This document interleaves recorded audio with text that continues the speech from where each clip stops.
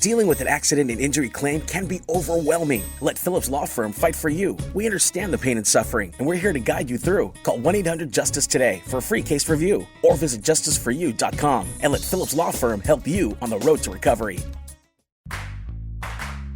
Hey there, everybody. I'm Melvin Robert from the TV show Extra. Every day on our show, we talk to the biggest celebrities and the biggest newsmakers around. We get exclusive details about hookups and breakups, baby news, and the behind-the-scenes info from your favorite TV shows and movies. But we can only fit so much on our show. That's where Extra the Podcast comes in. Listen and follow Extra the Podcast and Odyssey Podcast on the Odyssey app or wherever you get your podcast.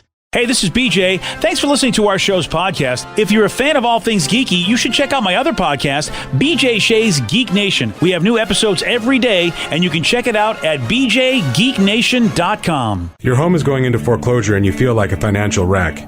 You don't know where to turn for accurate information. I'm bankruptcy attorney Travis Gagne. Let's talk about some legal options. If we work quickly, we can propose a plan to save your home, modify the loan, or in many cases even eliminate your second mortgage. The consultation is free. I've helped hundreds of people just like you make informed decisions about whether to save their home or exit it on a reasonable, organized timeline. The chapter you choose sets the tone for the next chapter of your life. Please contact me today at choosetherightchapter.com. That's choosetherightchapter.com. 99.9 KISW, The Rock of Seattle. This is very bizarre. I don't know how I feel about this if I was on a plane. Okay. And this happened. You're on a plane a lot, so. Yeah. A guy on a flight recorded a baby screaming its head off, and it reminded him of the R2-D2 scream from Star Wars. Anytime R2 would get attacked, usually like the Jawas gave him a shot in episode 4. You know, of course. And he fell over in the desert when we first met the Jawas. And they kidnapped him. To be honest, I don't know anything about R2-D2 other than making these sounds. Oh, he's got a scream. When things are going when things are going bad, he does have a scream. It's really a wah! That kind of a thing when things are not going well. Yeah. So there's a kid apparently that sounds like this. Now here's the real screaming. You haven't heard it, so here's what R2 sounds like when he screams. I think I did a pretty good job. You know, you pretty much nailed it. Yeah, I think I did pretty good. And now here's the baby that was recorded on the plane. Whoa. Yeah. Okay, that's kind of weird. It is. I mean, if you're a Star Wars fan, I would think that was R2-D2 on the plane. So that's why you got to go beeps to get the kid to calm down. Yeah, that'll calm the kid down. Apparently the kid was just a little gassy because he also sounded like Chewbacca. Oh, yeah. That is not Chewbacca, but a woman who really could probably use some Gas X. Yeah. Yeah, or Beano, anything you find for her. If that kid was next to me on a plane like that, there was a dude that was recording that, so he was within earshot. I'm not sure noise-canceling headphones could stop that. That was pretty aggressive. I think at that point you got to just put on Star Wars Episode 4 and hope that you could time it so that when the baby screams, it's when R2-D2 screaming. So it's kind of like a full immersive experience. Yeah. I mean, at least get some fun out of it. Just, have this on the screen and go, oh, wait, I think the baby's ready to cry right when R2's getting ejected. Or if you're the parents, do you now get R2-D2 like a onesie or a little clothes? That way you're like, hello, hey, heads up. Our child's going to be annoying on this plane. But if you're a Star Wars fan, you might enjoy it. I like that. Yeah. Some parents hand out candy because they know their kid's going to be a pain in the ass. I'm so thankful, dude, that Tatum, she loves being on a plane. Like, that to her is the best part about the vacation. It's not even it's going to the airport and getting on the plane. We have struck gold when it comes to traveling with that child. The problem is she does sound like a character from Star Wars, but it's Darth Vader. Yes. And she has that march behind her with the music. If only you knew the power. She's going, Daddy poop. That kid, your kid breathing okay? The kid's fine. Yeah, just love Star Wars. That's all. Wow. So again, here's the audio of R2-D2. This is R2-D2 screaming in the Star Wars movie. Now imagine you're on a plane and here's R2-D2 screaming. That is a real baby. It's a little more aggressive at the end. Oh. If I'm Star Wars and I do a new movie, I might want to just cast this child just for like a fun, like little Easter egg. Yeah. or borrow that audio. Be like, hey, dude, how much can we give you $1,000? Can we have that audio? Yeah. Hey, Lucasfilm wants to. Disney Yes. would love to be able to make this happen. I would love it. Yeah. I mean, we got the Ahsoka series. I don't know if there's time, like, in the last episode, we could have a little R2 appearance. They have to. And have this kid screaming. I say they have to. This is why I'd be making terrible Hollywood decisions. Oh, you think you would be? Because I'd be the guy that sees this in the news if I worked for Star Wars. Be like, dude, whatever the cost, we got to get that. Just for my own entertainment. No one else will know, but I'm going to giggle every time I hear that scream. You wouldn't be the first producer that decided he was going to just use the movie as his plaything as opposed to doing the right thing. Well, at least I'm not having women sit on my lap for a role or something like that. Not yet, anyway. But you know what? You might have fast food people do stuff for you just so that and then you'll put them in a movie. Oh, yeah. If somebody gets you a pretzel, they're in the movie. Let's be honest. Who's this terrible actor that is part of the dark side of the Star Wars force? What are they called? The Sith. But yeah. You know what? You're a perfect producer for this series. I can't wait to get you on board. You're such a fan. This guy, he's producing, he doesn't even know the names of our characters. He's just like, hey, pretzel guy is going to be part of the dark team. Yeah, he's going to be part of the Red Sword team, okay? I don't know. Whatever it is. Yeah, put another guy. He's a bad guy. Here. That's it. Yeah. He got me Annie Ann's. Yeah, that's all it takes, okay? He's a terrible actor. He doesn't even know how to read. I don't care. That's right. And let me tell you, you think he's bad. If somebody brings me a Wetzel's, I don't care if they can even speak. Give him a phaser. Yeah, that's it. Give him a phaser. Gosh darn it. Let him kirk it out there. Beam me up, Scotty. It's the wrong film franchise. You're doing a great job for the pretzel. There's a popular fast food restaurant that is being sued because of the size of their meat. Well, I can relate. But of course, I was released for lack of evidence, so that was... Lady! All right, we'll talk all about this. The Migs Report at 6:17 on The Rock. BJ and Migs, mornings on The Rock, 99.9 KISW. We all have tasks we'd like to avoid, like mailing and shipping. It takes time lugging all those letters and packages to the post office. That's why you should try Stamps.com. For 25 years, Stamps.com has made mailing and shipping easy. You get all the services of the post office right on your computer, anytime. No traffic, no waiting, no hassle. Plus, you save money with discounts up to 84% on USPS and UPS. With Stamps.com, all you need is a computer and printer. Print stamps, print shipping labels, and if you sell products online, Stamps.com connects with every major marketplace and shopping cart, so you can spend less time on shipping and more time on your business. Get started with Stamps.com today. Sign up with promo code PROGRAM for a special offer that includes a 4-week trial, plus postage and a digital scale. Just go to Stamps.com and enter code PROGRAM. 99.9 KISW, The Rock of Seattle. Well informed on the issues of the day? Not this guy. Live from the KISW News Center in downtown Seattle, this is the Migs Report. Well, thanks, you guys, and thanks to Palace Law for giving us the Migs Report today. It's a day to put together a human being. It's National Frankenstein Day. Nice. Okay. I don't know how else to set it up. Is anyone a Frankenstein fan on this show? No. I thought maybe Danny. Frank and Weenie? I love Frank and Weenie. Frank and Weenie. Oh, yeah, we should celebrate Frank and Weenie. Yeah. All right. I don't think I've ever seen it, but I'll say all right. Oh, you need to watch it. Do I? Yes, you do. Yeah.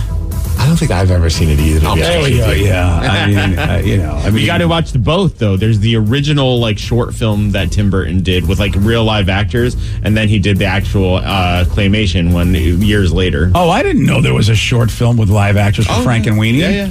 To be honest, until I realized it was a Tim Burton film, I thought it was an adult film. Oh, Because Really? You did not think? Well, oh my dude, God. I think there's a movie called Frank and Penis. Okay, well that. But I thought can Frank imagine. and Weenie was also just another version. that makes sense. Yeah. No, it's not. I mean, look it up. I don't want to look that up. I'm just telling you that Frank and Weenie is not an adult film. All right, well, I didn't know that, so call me. I'm not going to have in my search history Frank and Penis. You can put it on yours if you'd like. I was just looking up the OG Frank and Weenie from '84, and it had Shelley Duvall and Daniel Stern. Yep. Well, that's great. That wasn't the question I asked. I know. I don't know. Should I keep looking at porn at work? No, you're not going to look up Frank and Penis. Let Frank and Steve Penis put it is on there. his search history. No, it's there. Directed by Ron Jeremy. Thank you, Danny. 1990s Somebody's listening. 1996. An hour and 23 minutes. Of course. Yeah, that's what I need. A good hour of it is just to kind of get him revved up, you know? Yeah. I mean, What Ron should Jeremy. Oh my gosh, John Wayne Bobbitt is Frankenpenis. That's right. That's what it was. That's what it was about. It was after all that Lorena Bobbitt, John Wayne Bobbitt story, which maybe if you're younger than your 30s, you might not even know that story of a woman who decided to cut her boyfriend, her husband, Junowatsky off because of infidelity and abuse and all that awful stuff. But it led to him getting a job in the adult film industry because his Junowatsky had to be sewn back on. Yeah. And Ice-T was in it, apparently. In the adult film? That's what it says. Ice-T? Ice-T is listed on the cast. Wow, there he is. He must have owed Ron Jeremy a favor or something like that. This was probably, I think this was before Ron Jeremy was considered a piece of blank. Yeah. This is when he was everybody's favorite adult film star, BJ, the Hedgehog. But unfortunately now, or fortunately, depends on which way you look at it, the news has come out that Ron wasn't the greatest guy. Today also a very special day. It's rainy, for fun it's a wonderful toy. With Frankenpenis? Yes. I think that's... No, BJ. Get a Slinky in a size and color you like. Are you sure? Okay, maybe it's just a weird piece of audio to play after that, but it's National Slinky Day, so... Yeah, it's still around. You got to give Slinky credit. It's been around for a long time. All right, so we go from Frankenweenie to a fast food place being sued because, well, they're not providing enough meat. Well, you know what? We know that Arby's has the beef, so it can't be them. It's not Arby's. I figured that. It's the place that's near and dear to my heart, a place that I love very much, and that's Burger King. Somebody is suing them because they feel that the Whopper sandwich appears larger than it actually is. There's a lawsuit saying that the Whopper on the advertisements and all the signage inside of the restaurant is 35% larger, and it shows that it has more than double the meat of an actual Whopper. Wow. You know something? I've often wondered just in general, whenever they show you any food products for anything, it always looks 100 times better than what you ever get on your plate at any restaurant. But if you ever watch some of these, the hacks that advertisers use, for the commercials, for cereal, they don't even use real milk. They'll use Elmer's glue to make everything just look more vibrant and bigger and beautiful and makes you want to eat it more or whatever. But yeah, that's quite a difference if this lawsuit goes through. Yeah. I don't know. I think there's something to be said for that. I think if you put pictures on a menu and the pictures depict the piece of food and then the food comes out looking vastly different, I think that there is something to be said for that. Well, oddly enough, that's not the only place. McDonald's and Wendy's are also dealing with a similar lawsuit. I don't know if it's from the same person, but that's what's going on. Yeah, I mean, It's pretty wild how that gets done in advertising, and I think that it might be time for people to answer. Though I will say, anytime anybody orders fast food, I don't really have a complaint, though. I really do like my food. So I wouldn't go out of my way to sue them. I would try and scam a free burger out of the deal. Yeah, I'm thinking about a lawsuit unless you give me a free Whopper. But you know what happens. What happens? Here's what happens. There's a lawyer that makes a ton of money, and you and I, if we're part of that class action, get a check for $10. Right. But the lawyer gets a percentage of all of that, and they're the ones that make the big money, which is why these lawsuits go through in the first place. Hey, $10 will get you the Whopper.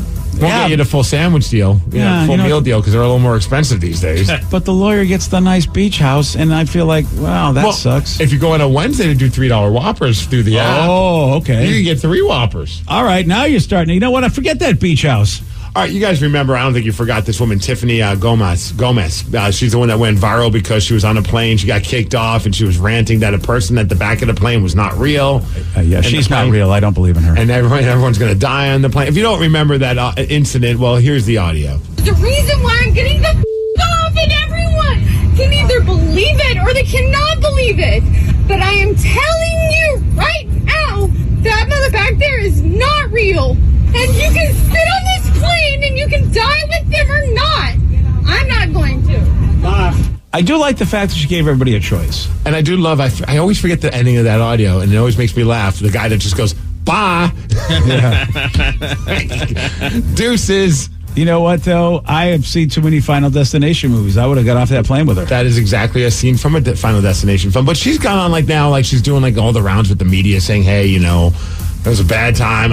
I'm better now, and I'm sorry I caused all the disturbance. Well, apparently, she just went on a plane for the first time again, which I wish I was on that plane. I'd be so fired up. But somebody from TMZ saw her at LAX, and of course they had to go over to her and ask her some questions. Look at TMZ. They know everybody.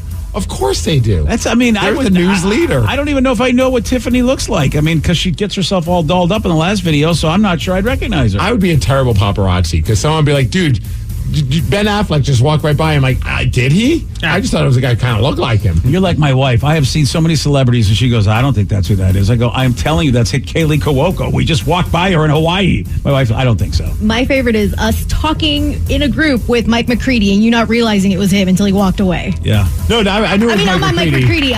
Eddie Vedder. Eddie Vedder, excuse me. We were talking with Mike McCready. Yes, my favorite singer.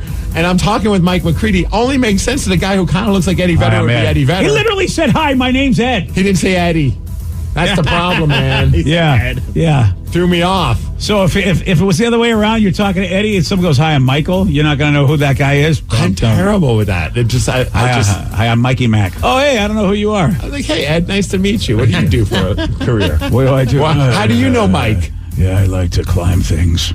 That'd been funny if I'm like, how do you know my friend Mike? That would be, I think you should do that anyway. Oh. And how do you guys know each other? All right, well, getting back to the Tiffany lady. She was at LAX. TMZ decided to talk to her, and here's their fun little chat with Tiffany before she went on a plane. How does it feel to be traveling again? A little bit of anxiety, but it's been good.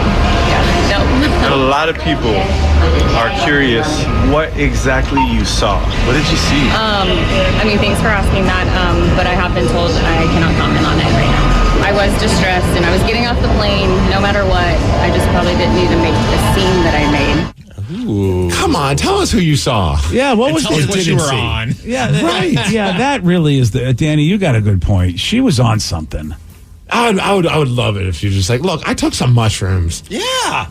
And I thought that the wall was talking. I'd love that answer. I mean, instead, she doesn't want to look bad, even though she looked bad. I wonder if she's worried about getting sued or like her business imploding or something. That's probably a part of it, but it just seems like such an odd thing. It's like, look, just own it at this point. No one.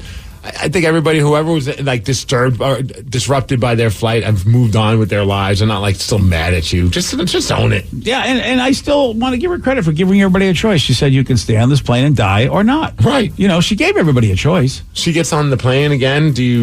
And nothing happens? Or you're like, good deal. Oh no, I'm getting off. You would get off the plane? I think Final Destination's catching up to this girl. That is true. Even though she said, I feel something's happening. You know how those movies end. When they cheat death comes back. But death didn't happen to anyone else. I know, because she got off the plane and death was like, well, I can't. She's supposed to be here. She was a pivotal part of the death. That's how Final Destination goes, man. The death's got to chase you. I'm sorry. I'm like, holy crap, get off this plane, lady. No. I know how this goes. There's going to be a truck full of logs that come just blasting through this plane. I feel it. A truck full of logs in the sky? Yeah, that's how Final Destination works. Okay. Hey, yesterday, a strange thing happened with the Mariners. It was Julio Rodriguez bobblehead night. Yeah. But Julio Rodriguez did not play. Yeah, congratulations. Great scheduling on that one. It's not their fault. He had a pinched nerve in his left foot, so he wasn't able to play the game. It's not like they're like, Julio, we're going to sit you. That way everybody gets your bobblehead and doesn't get to see you play. Well, I hope that does not last long. And they say he's day-to-day, so I think he's going to be okay. But yesterday, the Mariners didn't win. They ended up losing 3-1 to the stupid A's. Everyone that beats the Mariners are stupid, if you ask me. And I don't even know who that guy that we had was the starting pitcher. Because it wasn't George Kirby, because he was scratched because of some kind of an illness, so he was replaced by Luke Weaver. Yeah, and Luke Weaver is not impressive. And they only scored 3 runs. So. Yeah, but if you see his ERA and stuff, they scored 2 right off the bat, I think. Yeah, it was a bad start. Yeah, that's for sure. And I was just like, he did okay because, the Athletics aren't good, but our bats, we couldn't get it done. No, that was a tough one. And the bummer part is, so we lose, but the Rangers beat the Mets. Yeah. Your stupid Red Sox did nothing good. No, they lost to the Astros. So now there's a tie for first place. Yeah. But Teoscar Hernandez had a hit, and that's all that matters. Yeah. He's currently batting BJ 264. Yeah, he's probably, I've got 2 days? Yeah. Yeah, I've got tomorrow. 2 days and tomorrow. What's tomorrow? Tomorrow the 31st. Yeah, tomorrow's the 31st. Does it end the 31st? Well, we're not here on Friday. Oh, all right. We'll make it end the 31st. We have to have it end on the 31st. All right, I know nothing's going to change. He's not going to drop 10 points in 2 days. No, that's practically impossible. Yeah, I think he could go 0 for 10 and still be okay. Right, they'd have to have like a super long extra inning games where he gets like 10 at bats. Yeah, I just don't. I think, how sweet it is. Breakfast tomorrow. Oh. I'll pay. I'll do it. I don't even care what he does on tomorrow night. Oh, look at you! I'll do it because I'll get, because again, like you said, I can't pay you off, and so we'll do breakfast tomorrow. Dude, how about 44,000 people showed up to a Tuesday night game though? That's very pretty exciting, awesome, man. Everyone's feeling the Mariner mojo, baby. So that's pretty awesome. The Mariners, yeah, they lose, but they have a chance to win today, this afternoon, because it's an afternoon game. So. And look, the Red Sox losing is a good thing because they are a team chasing for the wild card. So if the Mariners can't hold on to first place, it's nice to know they got a firm lock on the wild card. Also, I think the Blue Jays lost. So the Blue Jays is like 3.5 back on the wild card. So either way, it's good for the Mariners, that the Astros won, actually. Hey, well, we have great news. What's this now? I've got 2 words for you. Yes?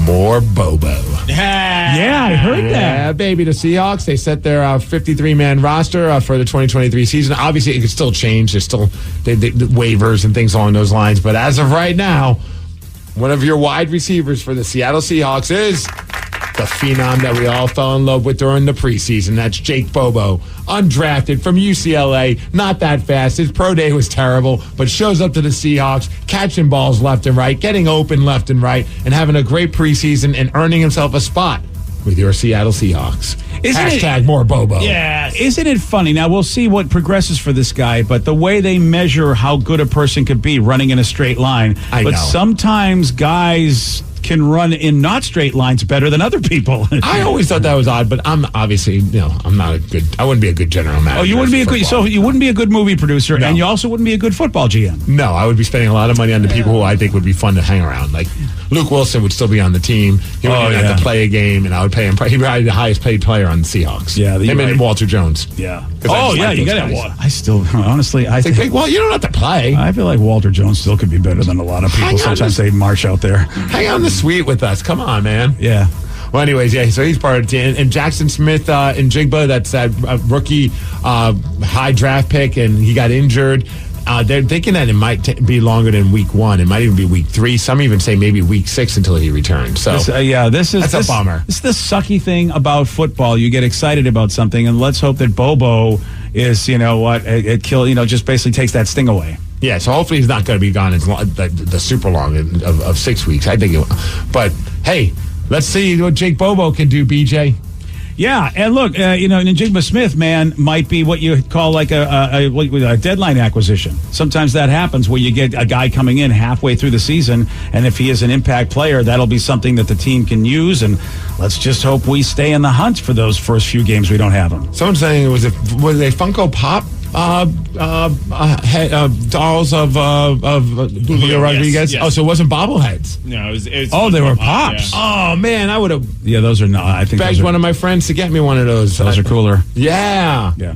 I'm glad that they're doing that more than bobbleheads. Well, not more, but at least they're doing that as well as bobbleheads. Yeah, I mean, I'm not going to diss the bobblehead. I mean, a good bobblehead's fun, but right now, of course, the pop is the thing. Yeah. Yeah. Oh, that is so cool looking. Oh, yeah, look at that. Yeah. Need. Did you just say that, Hulk? Need. Okay. Migs need. All right, there we go. Hey, weather is going to be cloudy today, high of 72 degrees, thanks to Beacon Plumbing, Heating, Electrical, Septic, and Mechanical for giving us the Migs report, and that's what's up. Yesterday, Steve over here got this one right. Matchbox was the original name for what dating app? Ooh, I'm going to go Match.com. No. Plenty of Fish? No. Tinder? Yes. Hey, nice work. Yeah. I don't think I would have got that. You want a shot at beating Steve? You got it. 206-803-ROCK. We're going to play Beat Migs at 647 on The Rock. Today's podcast was brought to you by Travis Gagne, bankruptcy attorney. He's here right now and has agreed to answer more of your questions about bankruptcy. How do I know if bankruptcy is going to provide me with relief? What are the steps for my situation? There's so much information out there about bankruptcy with the internet and what people have heard from friends and other people that they've talked to about their financial issues or bankruptcy. There's also a lot of bad information out there or urban legends about bankruptcy. In order to determine whether bankruptcy makes sense for you, you need to talk to an attorney that's experienced in bankruptcy. So in order to determine whether bankruptcy makes sense for you, you should talk to an experienced bankruptcy attorney.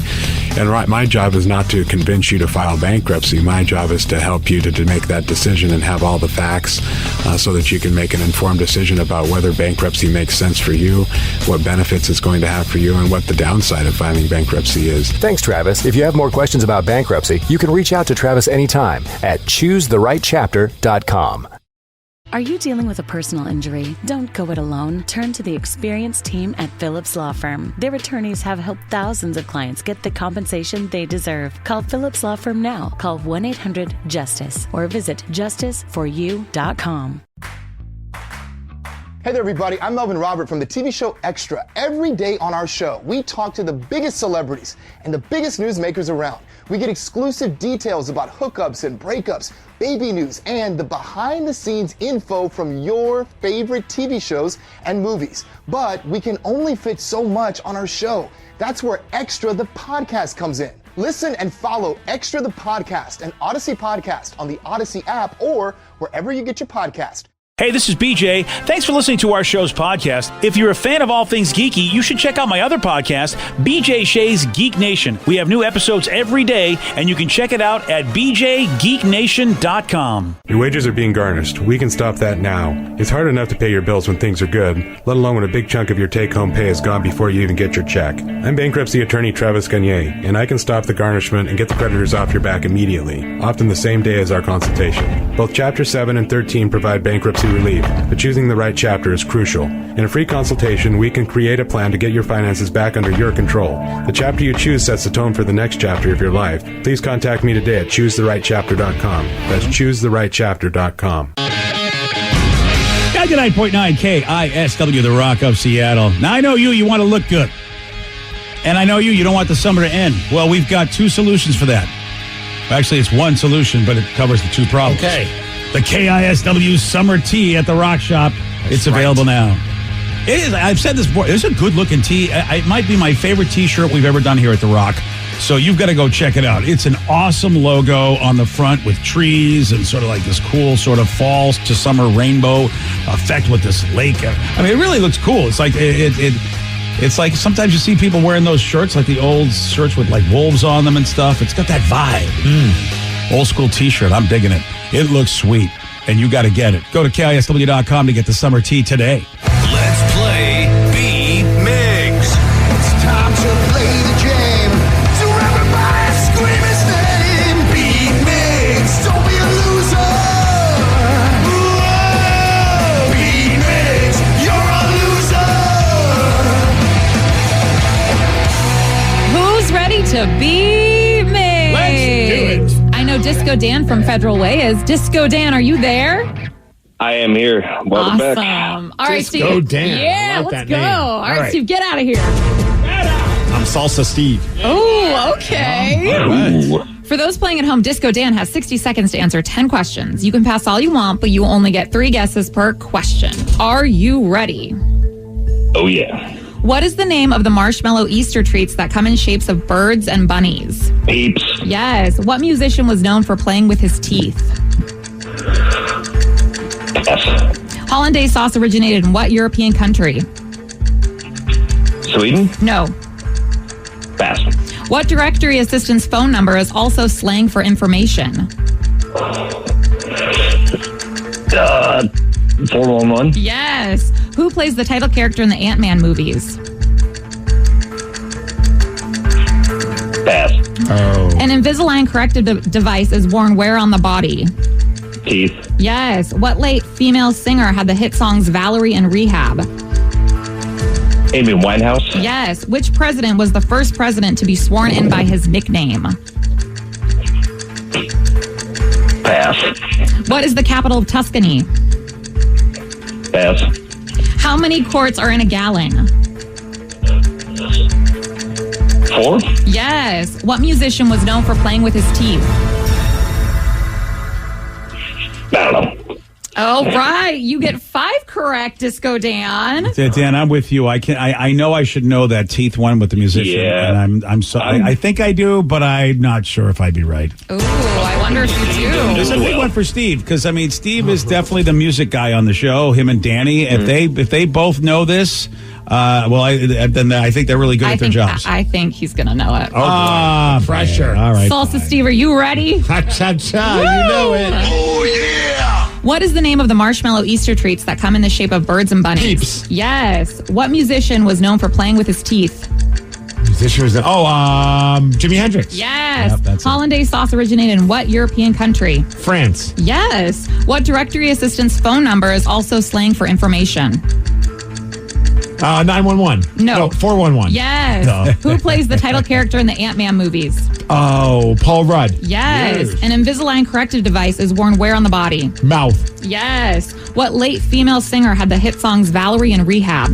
Amy Winehouse. Yes. Say Which no, president no, was no. the first president to be sworn in by his nickname? Tricky Dick Nixon. That's it. Kennedy. No. That's wrong. Bill Clinton. No. I did not have What a is the nickname. capital of Tuscany? What's that? What is the capital of Tuscany? Tuscaloosa. No. Tuscaloosa City. No. Take me down. Nebraska. No. How many quarts are in a gallon? 16. No. 8. No. You get 7 correct, though, which is a win. 7-5. All right. Disco Dan, you keep trying, buddy. You'll beat Salsa Steve someday. I don't know. Disco's officially I dead. already got him once. Oh. I was trying to get 2 and then go for the turkey. Yeah. Well, now you're just going to go for the 2-1 split on this one. So what's the backstory behind Disco Dan? Were you a disco fan? We did this the last time. Yeah, too. we did. You forgot. You know Disco what? biscuits. Usually it's me that forgets. Yeah. Hey, what am I supposed to remember everything? I know. No, I'm with you, brother. I just, He used to be a Krishna, and he was a hippie. So, Aha. I don't know. He used to have like a wild past. He never actually discoed, right? You just had a wild past during the disco days? I was only born in '84, so.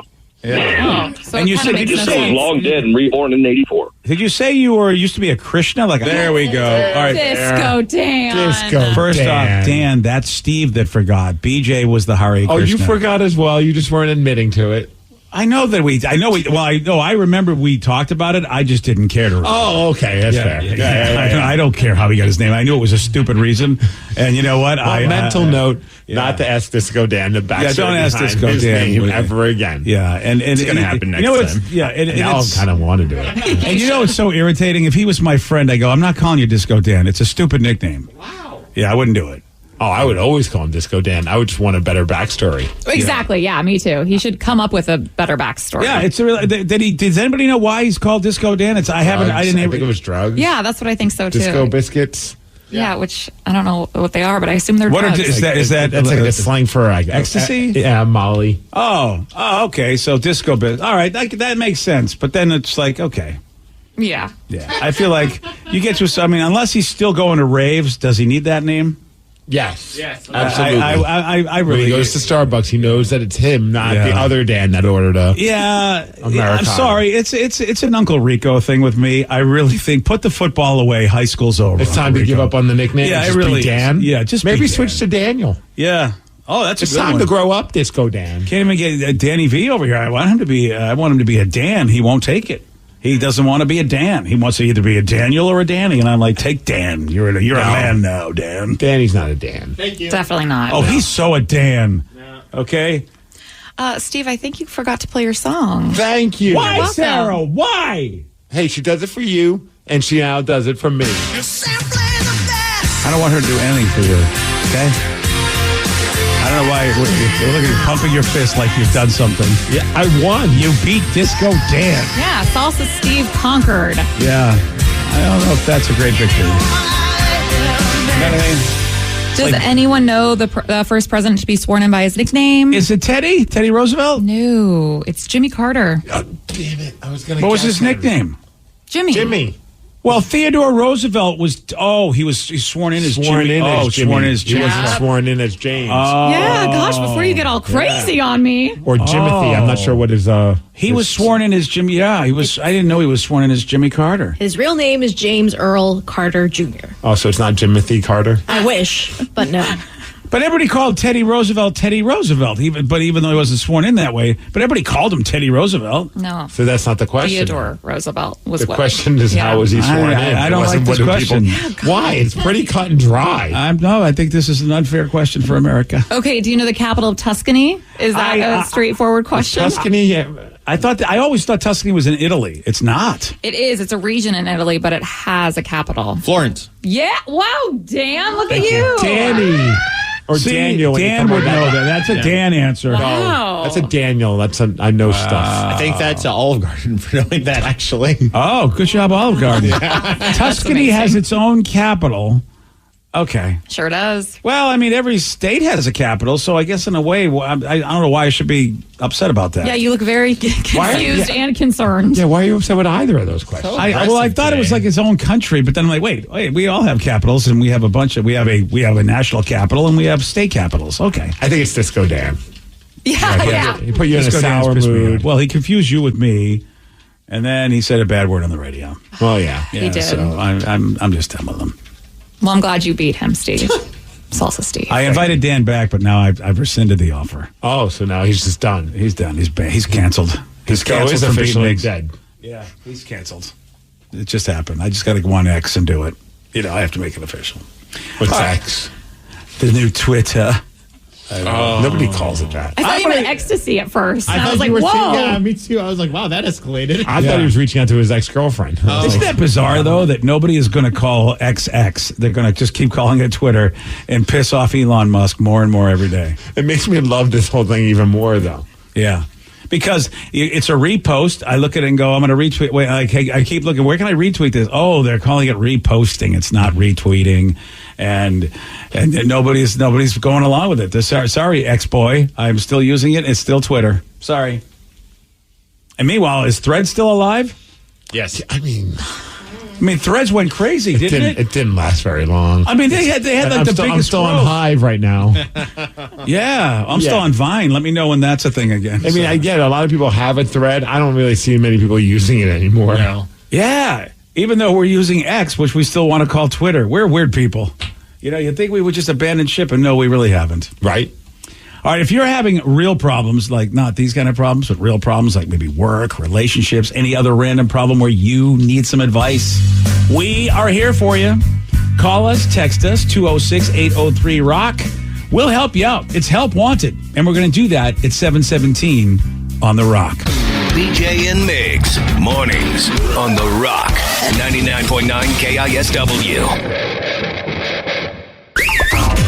Is your relationship going sideways? Have a family issue? Problems with your coworker? Do you need advice? We're here to help. No problem is too dumb. No dilemma is too silly. This is Help Wanted with BJ and Migs. 99.9 KISW, The Rock of Seattle. What is Help Wanted? Well, it's simple. You, or maybe somebody you know, you find rockaholics, you've had issues for a long time, and you've needed help with it. And so you send us emails, you send us texts, you send us messages, phone calls. I mean, whatever it is, you just want some help, and you don't have the dough, or you're just too cheap to see a professional, so we are the next solution. Yes, we are very cheap. Yeah, we're free, in fact. I didn't. You notice I didn't say next best solution. We're just the next solution. We're just here for you. Yeah, we're a Band-Aid that isn't really a good quality Band-Aid. I feel like we don't have a very good batting average when it comes to how we've helped people. In fact, some people have taken our advice and just done the exact opposite. Sometimes that works, but good for them. You can call us. You can text us, 206-803-ROCK. That's the number to call. That's the number to text. I've said that to many dudes that sometimes will go, I don't have a good relationship with my dad. And I go, look, if you really don't have a great relationship with your dad, he's doing you a big favor, because all you have to do is be the opposite of what he is, and you'll probably be a really cool dad. Yeah. I mean, sometimes it's the simplest way. Yeah, it is the simplest way. I mean, that's the one thing about a bad dad. A bad dad just pretty much shows you every way to do it wrong, and you just go, flip it, and you should be in good shape. So what do we got? All right, well, this one just came in, and this is a good text. It said, hey, how do I get my husband to not continue to spend money and lie to me about items that he has purchased? Signed Mrs. Miggs, yes. He said that a friend's, that's definitely not me because you because you don't have any friends. Well, no, also because it was for a part for a truck. I'm not.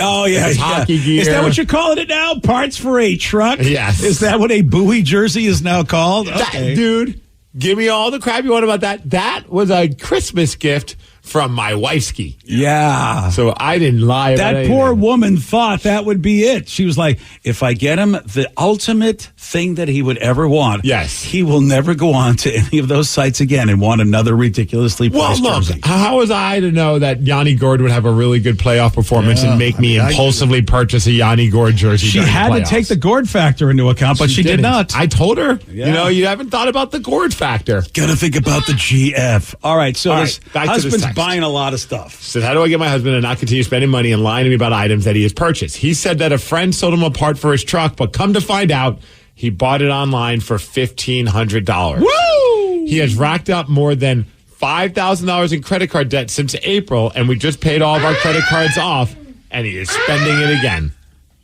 Yeah, I feel her pain. Not because, and my wife is not an overspender, so I don't want to say that she overspends. I just feel her pain because I'm in charge of the finances. Yes. And, when you are looking at those numbers, you're just like, oh my God. And then there's usually somebody in the relationship that just, hey, I don't know, money, right? We got it, don't we? That sucks. It really does suck. So, okay, so I could kind of come from the perspective of being the guy who has made a lot of dumb purchases. Yeah, you're the perfect person to talk to. So, yeah, because I've been, and I'm not saying that this is what this person's doing. Quite possibly, to give a peek inside my head, for a while, I would also try and hide these purchases. And then I realized it wasn't because my wife gave me a hard time. It was because exes in the past gave me a hard time because of the purchases that I made. So I just assumed that she would be weird or mad if I spent X amount of dollars on goalie gear. So I'd be like, oh no, this was my buddy's goalie gear.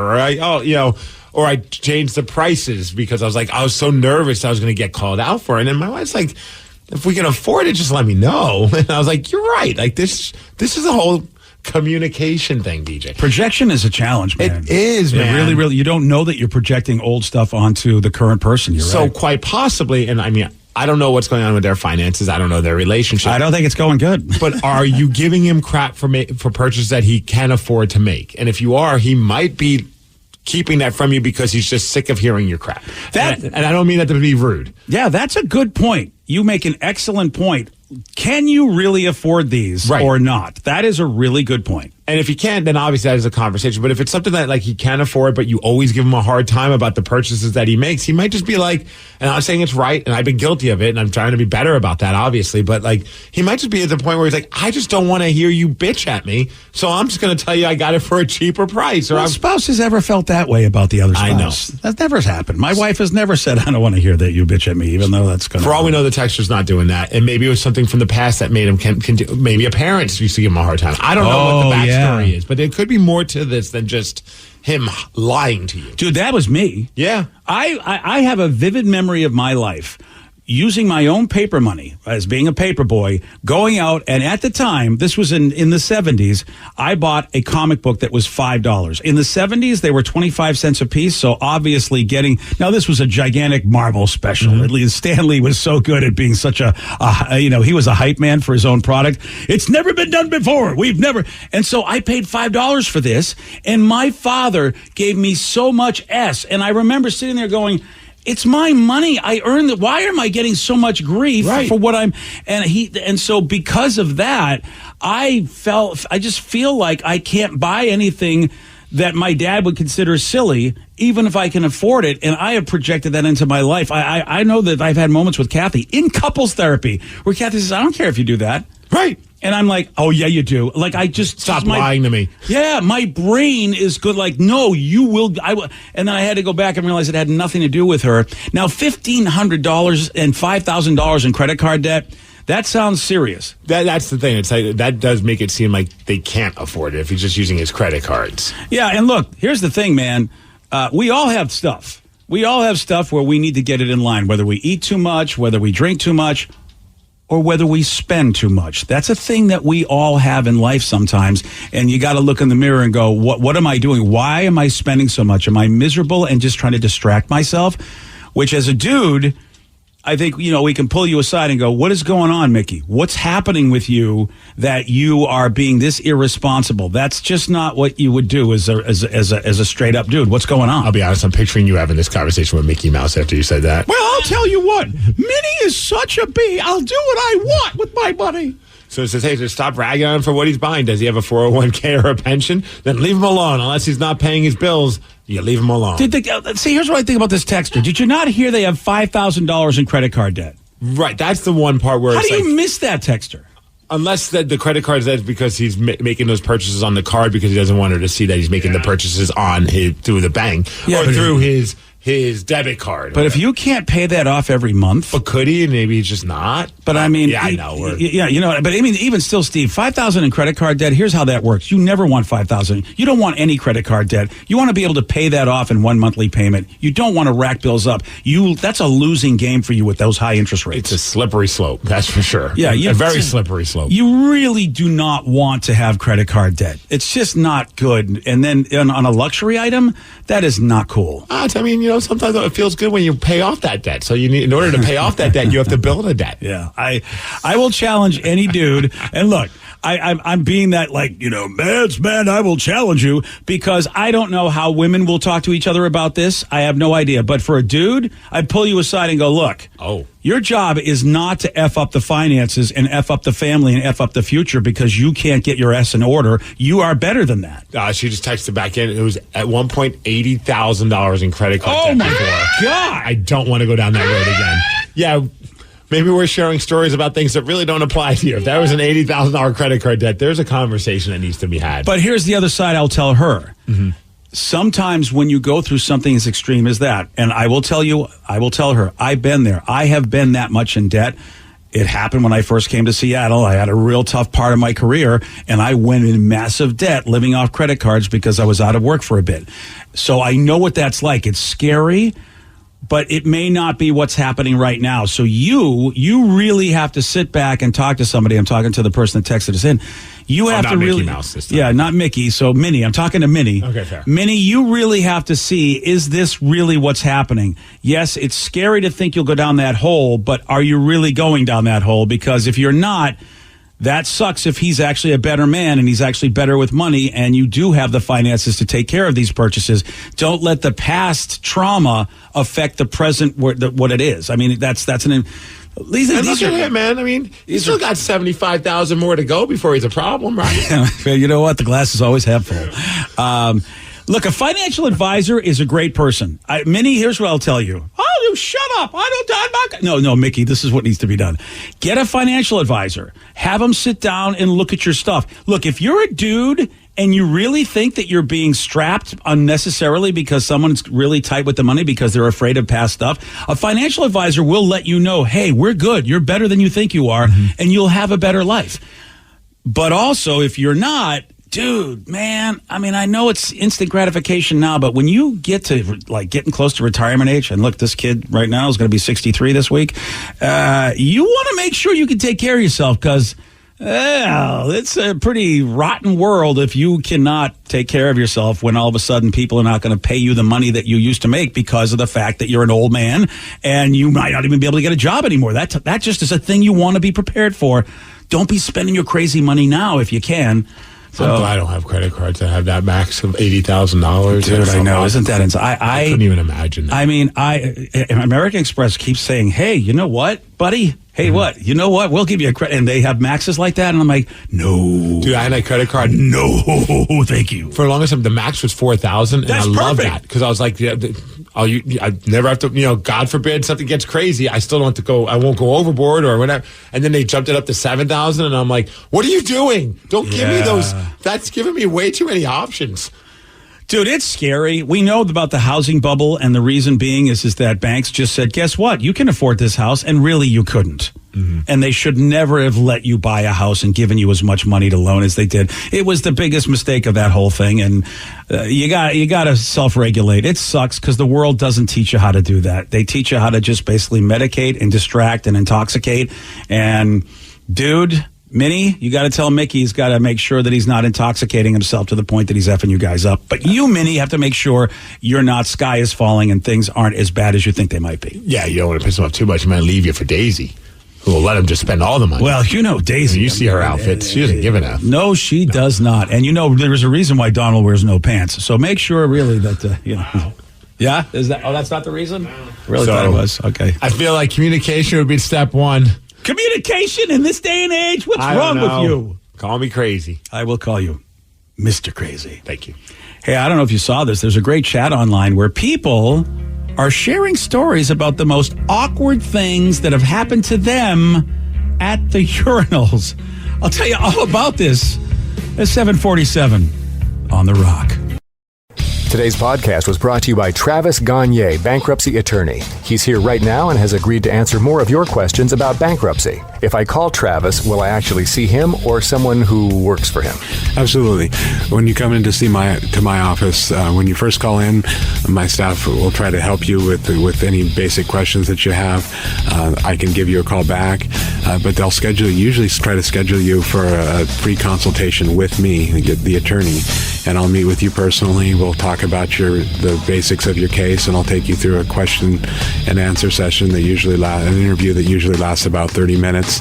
We'll get the basics of your financial situation. I can answer your questions, and we can talk about whether bankruptcy makes sense, your non-bankruptcy options, and how bankruptcy could affect you, what the process is. Thanks, Travis. If you have more questions about bankruptcy, you can reach out to Travis anytime at choosetherightchapter.com. That's choosetherightchapter.com. Thanks for listening. Have you been in an accident that wasn't your fault? Feeling overwhelmed and unsure what to do next? Look no further. The personal injury attorneys at Phillips Law Firm are here to help. Phillips Law Firm understands that accidents can turn your life upside down. That's why they're dedicated to fighting for the compensation you deserve and to making the process as stress-free as possible. Don't wait any longer. Call now, 1-800-JUSTICE, or visit justiceforyou.com.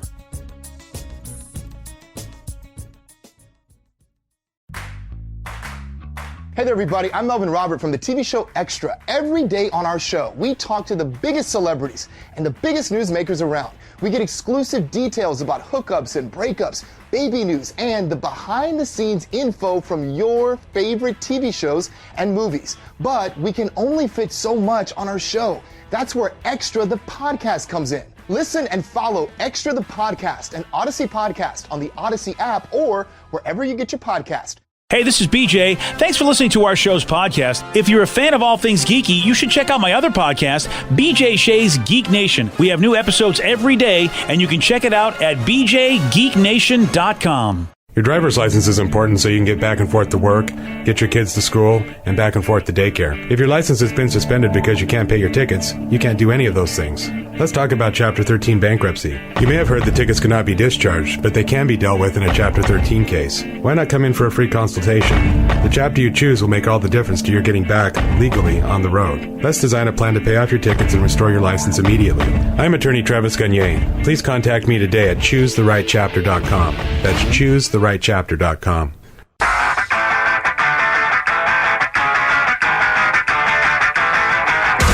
99.9 KISW, The Rock of Seattle. I think this is a great chat that's online, and it's about pretty much the most awkward thing that's happened to you at the urinal. So, obviously, not a lot of women are going to be able to participate in this, though Vicky wishes that somehow she could. She wishes or some talented women can talk about this. I mean, look, if I saw a woman using a urinal, I'd be like, okay, you win. I mean, you know what I mean? You win the evening, you win the day. You figure it would probably be like at a concert or at a bar where, you know, 0 Fs are given because you have to go to the bathroom and the line is too long for the women's room. So you go, the ladies' room is too long. So you go to the men's room going, hey, I am just going to use this. I've seen that happen. Usually it's a toilet, but hey, look, if a woman all of a sudden just said, I think I can do this, I'd be like, you win. You win the evening. And I would think, I mean, correct me if I'm wrong, Vicky, but I would imagine that, I know it's more awkward with urinals where you actually have to see each other. However, I'm sure that there's probably some stall stories as well. Kind of. Okay, like, maybe not then. It's one of those, like, I feel like it's a game of chicken. Like, no, like especially if you don't know the people, you walk in, and if you have to go twosies or the other person has to go twosies, you just hear them sitting there quietly until you leave. Gotcha. Like, we just don't want to interact because you don't want anybody to know that you're pooping. There's something to be said about being standing next to somebody in the situation, and I know I've had my share of awkward conversations with God, people. Here at work, Yes. there's been a few, and then there's also been some at just random establishments, and you're just like, and I mean, I have been guilty of being the person to make it awkward. There was one time I came very close, and I caught myself. Really? Because I know that you have really been upset at certain employees. Some of them come and go. And Okay, well, one of the guys said, I had asparagus for dinner last night. I was like, that's crossing the line, man. Yeah, like why would you even, like why would you be staring at that situation? Well, he wasn't staring. He was obviously just smelling. Oh, I forgot about the fact that you can. Asparagus. Yeah. Yeah, still that's crossing the line. I was like, yes, of course I did. Your answer, you were correct, but we really didn't need to have this conversation. It was a weird like joke that you needed to throw out there. Like, okay, man, some jokes could just stay inside your head. Yeah. Now you know why I do what I do. What, pee sitting down? Well, you see, here's the thing. I'm going to admit this to you right now. I don't pee sitting down. I just don't like being at the urinal. That's my thing. I will go into a stall just to avoid the very situation that has happened to you because I know that coworker, and I just and I've had coworkers like that in the past, and I'm like, you know what? I am so done with this. I had somebody comment on my package, and I'm like, I am done being at the urinal. This was a long time ago. A meat gazer. Oh yeah, and I'm like, I'm done. And of course, as you know me. You know what? I'm bringing a little bit more to the table. Not, I would say, in the department of, hey, I'm bringing a lot. In other words, some people. If there's any ant issues at an establishment, you're there to help. Even though I'm 50% Jewish, I was not taken through the tradition since I only found out recently. If I was, I'd probably would be in a different state. Will you now? Oh, there's no way. Are you kidding me? But the bottom line is, as soon as that happened, as soon as somebody commented on my gear, I'm like, what the F, dude? What? I don't need this in my life. So then I'm like, I always use a stall. I go, I am never going to have awkward conversations with another moron again. So the only way I use a urinal is if I have to. The trough urinals are a nightmare. Those are, like the ones at like White River. I always, I'm like, I hate them. And then especially when someone posts up right next to you. And you're like, dude, we have a lot of space. You don't need to like be concerned about making sure we can all fit in here. Like there's plenty of room for all of us. Like, I don't need this. Let's have like a person a distance apart from each other at least. Yeah. It always makes me laugh at White River, too, because there's a trough, and then there's one urinal by itself, and there's always a line for the urinal. Yeah, nobody wants the trough. I know, it's so great. The trough is the worst, it's man. literally the worst. Nobody wants the trough. Do you remember that place, the Swiss, in Tacoma? No. It's an old school bar. I don't think it's open anymore. It's been a while. But when they were open, like, at the bar, they had, it was a trough. It was back in the day, I guess, like, people would post up at the bar, maybe it was like a bar that was only for dudes, or whatever, many, many, many years ago, and you could just be posted up at the bar, and there's a urinal for you just to take care of business, which I thought was like... that's fantastic. Kind of weird, but kind of missed that date. I wish I could have been able to experience that. It's next level. Well, you remember the bar we went to in Boston, in Center Field, at Fenway Park? Yes. You could watch the game. If you turned around from wherever you were sitting in the bar, you would see people urinating, only from the head up. Yeah, it was the weirdest thing. Oh, I get it. Yeah. You would be in the bar, and you can make eye contact. It wasn't even like there was like a tinted window. So like as I'm going number one, I'm just looking at people, assuming that they can't see me too. Until they started making eye contact, because I was uncomfortably staring at some people. And I get what they were thinking. It's like you can watch the game while going to the bathroom because they have TVs in bathrooms now for sporting events. Yeah, but I'm watching people. Yeah, I know. That's what's wrong. It's like when people are looking, don't look at me. I'm looking at the game. Turn around and watch the game. You're supposed to be. That was the freakiest experience I had at any sort of like sports bar. I wouldn't be able to. I would have performance anxiety. Like next to somebody at a urinal, and you're just like, I just can't pee. There have been times where I've just gone to a stall because I'm just like, Seahawks. I think that's called parthesis or something. I think there actually is a medical term for people that are shy peers or shy bladders. The only place where I get stage fright is at a Seahawks game. Because people are wasted and they just talk and they're like yelling stuff. and you're just like, oh yeah, man, I'm just like, go Hawks. I'm like, oh, dude, I'm just trying to go number one. I don't want to have a conversation. That's like, just, let's just pretend we're not standing next to each other. Well, this is the problem you have, and this has happened to me one time, and it did happen to me, I believe, at Lumen Field, or whatever the heck we called it back then. A drunk guy walked up, and this is what happened also in this Reddit chat. A drunk guy walked up, didn't realize the urinal was being used, and relieved himself on this person. Had the same thing happen to me. Someone went number one on you? Someone went number one on my feet. I'm like, what are you doing? Oh, sorry, man. I'm just like, okay. So why? I honestly, you're that drunk that you don't even know that this isn't a urinal. I've come close to actually walking up on, because if I was like on my phone, I'm walking towards the urinal at the gym, and I put my phone down for a second. I'm like, oh, I was about to walk into some dude that was already at the urinal. Like, I was just kind of in my own little world. Yeah, and you phone people sometimes. I'm like, what I was phone people, especially when it's the middle of the day and it wasn't busy. So I was just like, oh, the bathroom's empty. And then all of a sudden I'm like about to go, to butt. Yeah, thankfully I didn't. Yeah, I would not have been happy if phone man walked into me, or especially if he was ready to basically empty the tanks. Well, I'm not walking into the bathroom with this, pulling out the unit. I have no idea. I wait until I get to the urinal before that happens. There are people that do. There are people that basically get the fire hose ready before the fire hydrant's ready. Those people are children. Yeah, and there are adults that still do, especially the ones, and you see it. Like every once in a while, do you see an adult going to the bathroom like a kid with their pants all the way down to their ankles? They're at the urinal like that, and they're like 40 years old. You're like, what is happening here? I always think they're trolling me. I 100% think they are. Yeah. I think it's the funniest thing every time I see that. That was on a Blink-182 documentary back in the day where Mark did it. Maybe that's where people got it from. Yeah, I just walks in and they're filming it, and everybody's like, "What? What? I didn't do anything." Dude, when you see a kid. Like when you walk into like a big place and they have like the little kid level urinal and there's the kid there and their pants are all the way down. They're just there. It's like the most adorable thing. You're like, that's so funny. It's so innocent. It is when it's a child. Not when it's a 50-year-old man. So adorable when it's 45-year-old Jimmy. Fair. Yeah. And this is what we're talking about, an online chat about the most awkward thing that happened to you at the urinal. One guy said that his drunk buddy was at the urinal next to him and was mumbling. And at one point, the buddy shouted, "Shut up, John Mayer." And the guy didn't think much of it, but when he walked up to the sink, he saw John Mayer and apologized to the. So John the musician Mayer, guy. Yeah. Your world is a wonderland, or whatever. Body is a wonderland. I don't know any of this. Sorry, Danny. Sorry, I didn't mean to insult your favorite performer. Oh yeah, favorite. But that is pretty funny that John Mayer was actually in that urinal. Have you ever been next to a celebrity at a urinal? Yes, and frankly, it's the other way around. Even though we're minor celebrities, but I've had that happen too. At White River.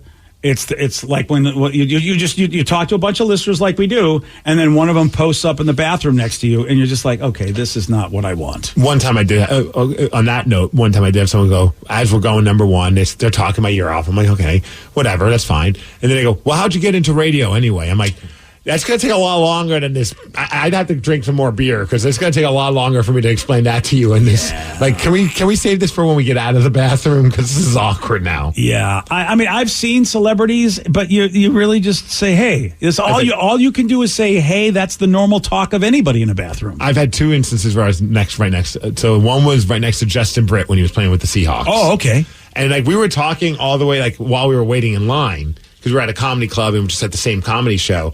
But once we got to the urinal, I was like, not talk. As much as like I even wanted to be like, man, go Hawks. I was like, I'm not going to even do it. Oh, you should have done that. And then the other one, I was at a post WrestleMania wrestling show. It was like midnight. They had it happen in Dallas. And I get there and I go right to the bathroom because we waited forever to get to this venue and parking was terrible. Get in the bathroom and I'm standing right next to Jake the Snake Roberts. Oh, God, and that guy that wanted to kill me. Yeah. I mean, this is more sober Jake the Snake. Oh, okay. And this is one of those situations where you have the joke in your head, but I actually did tell myself not to say it out loud. Oh, you didn't want to do a snake joke while a snake... I was like, you didn't want to do that? Like, oh, I now know why they call you the snake. There you go. I feel like he probably would have got a chuckle out of it. I hope. But I was like, not even going to risk it. And I bet 1 million people have done that joke to him before. Yeah. You know, when I gave him a compliment, what happened? He almost tried to kick your ass. Yes. It was the weirdest time in my radio career. I have said a lot of mean things to a lot of people, and I have been very aggressive and very rude. This is the one guy where I'm like, dude, you know what? Congratulations for, getting through your life. What do you know about my whole... Next thing you know, Steve's like, wow, I'm going to stand between these two because Jake's going to kill BJ. Well, in all fairness, he was not sober. Yes, at that time. That's a good point. So I'm hoping you're right that it wasn't the normal Jake and it was just a not sober Jake. I was so one time in a Mariners game. I walked into the bathroom. There was a 50-year-old man, pants at his ankles, and his shirt tucked under his chin at the urinal. It was hilarious. This guy must really be afraid of Splash. And also drunk, I bet. Yeah, then even more so. Look, I do have appreciation for, like, I was recently, I knew I had to go somewhere with my shirt on, and we were at dinner, and I put the napkin right over my shirt because I'm like, the next thing I'm going to be doing is I got to go meet somebody, and I don't want to be a mess. And everyone's looking at me because I'm eating like a kid. I got the napkin tucked into my neck and my collar line, and I've got the thing hanging out. I go, I know this is not the way you're supposed to do it, but this shirt's white. I am not going to drop sauce on this. I was at the urinal at O'Hare, and the guy next to me was holding his phone out, kind of pointing towards the urinal, and he was scrolling Facebook. He was still there after I finished and washed my hands. See, have you, any of you gone on your phone while you're at the urinal? Oh, no, not at all. I have. I'm not gonna. I can't one-hand it. One-handing to me is it's a mess. I'm a no hands kind of guy. I've seen personally. you, and I don't. And I envy the ability that whatever you have, whether it's been Kegel exercises or you go to the gym, whatever you can do, that you do not need hands to control things. Oh yeah.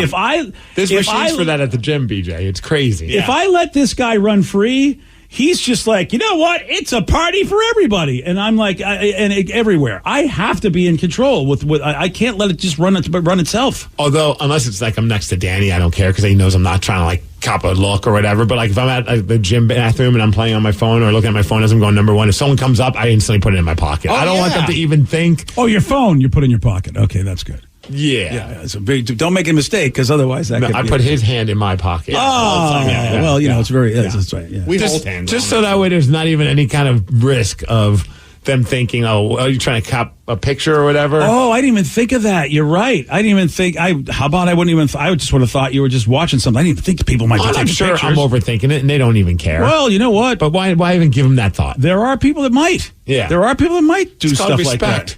Urinal is that respect. what it's called? Respect? Urinal respect. All right, that's one of these days you're going to go on social media and there's going to be a picture of the back of you and be like, hey, look, it's Steve Migs at the urinal. Playing on his phone. Yeah.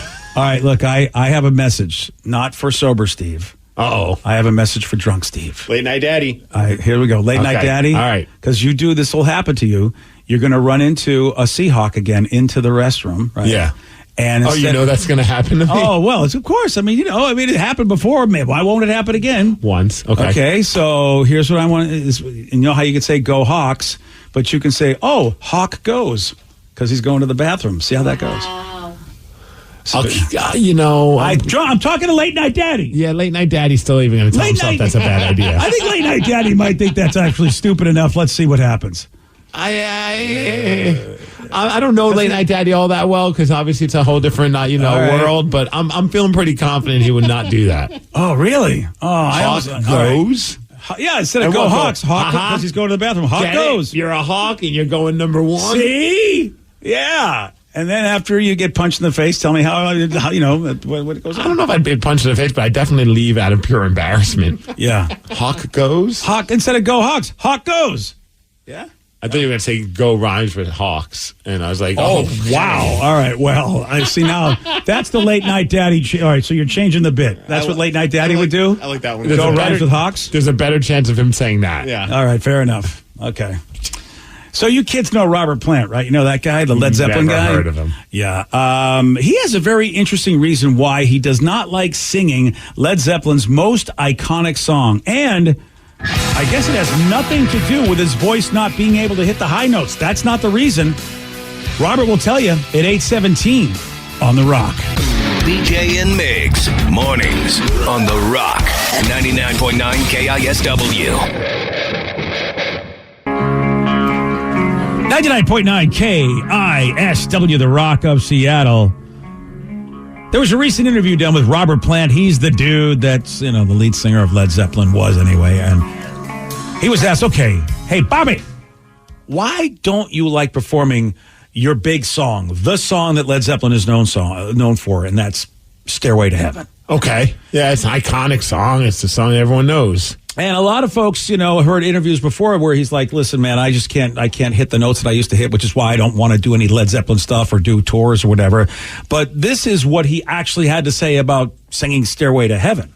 No, it's not about it being my favorite or not. It's just that it belongs to a particular time. My contribution was to write lyrics and to sing a song. But they were coming out of the mind of a 23-year-old guy, And it landed in the years and the era of 23-year-old guys. And as time goes on, you find that you may find another period of your life has got a little bit more substance or is more relative later on down the line, And here's what I want to tell you, Danny and Steve, more so Steve.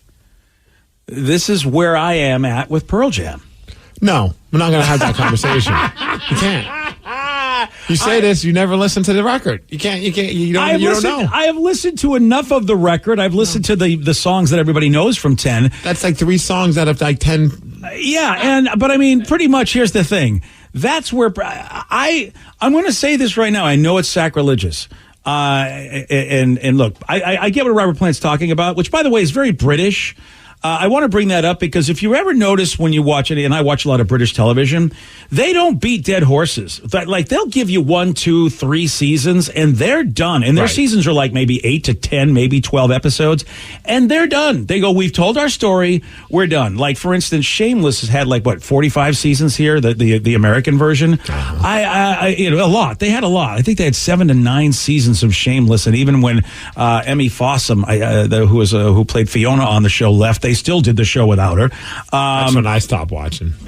But in England, I don't know if they had more than 3 to 5 seasons of Shameless, which is where the show was based from. And that TV show Ghosts, I'm not sure how many seasons they had in England of that. And America, CBS will just, they'll do as many as they can. Okay. So I think that there's something to be said where Brits, for some reason, when they're done, they're done. They just go, you know what, I'm moving on and doing something else. They don't beat a dead horse. And I can understand that with Robert Plant. Even though it's an amazing song, he's like, I'm done. I did it when I was in my 20s.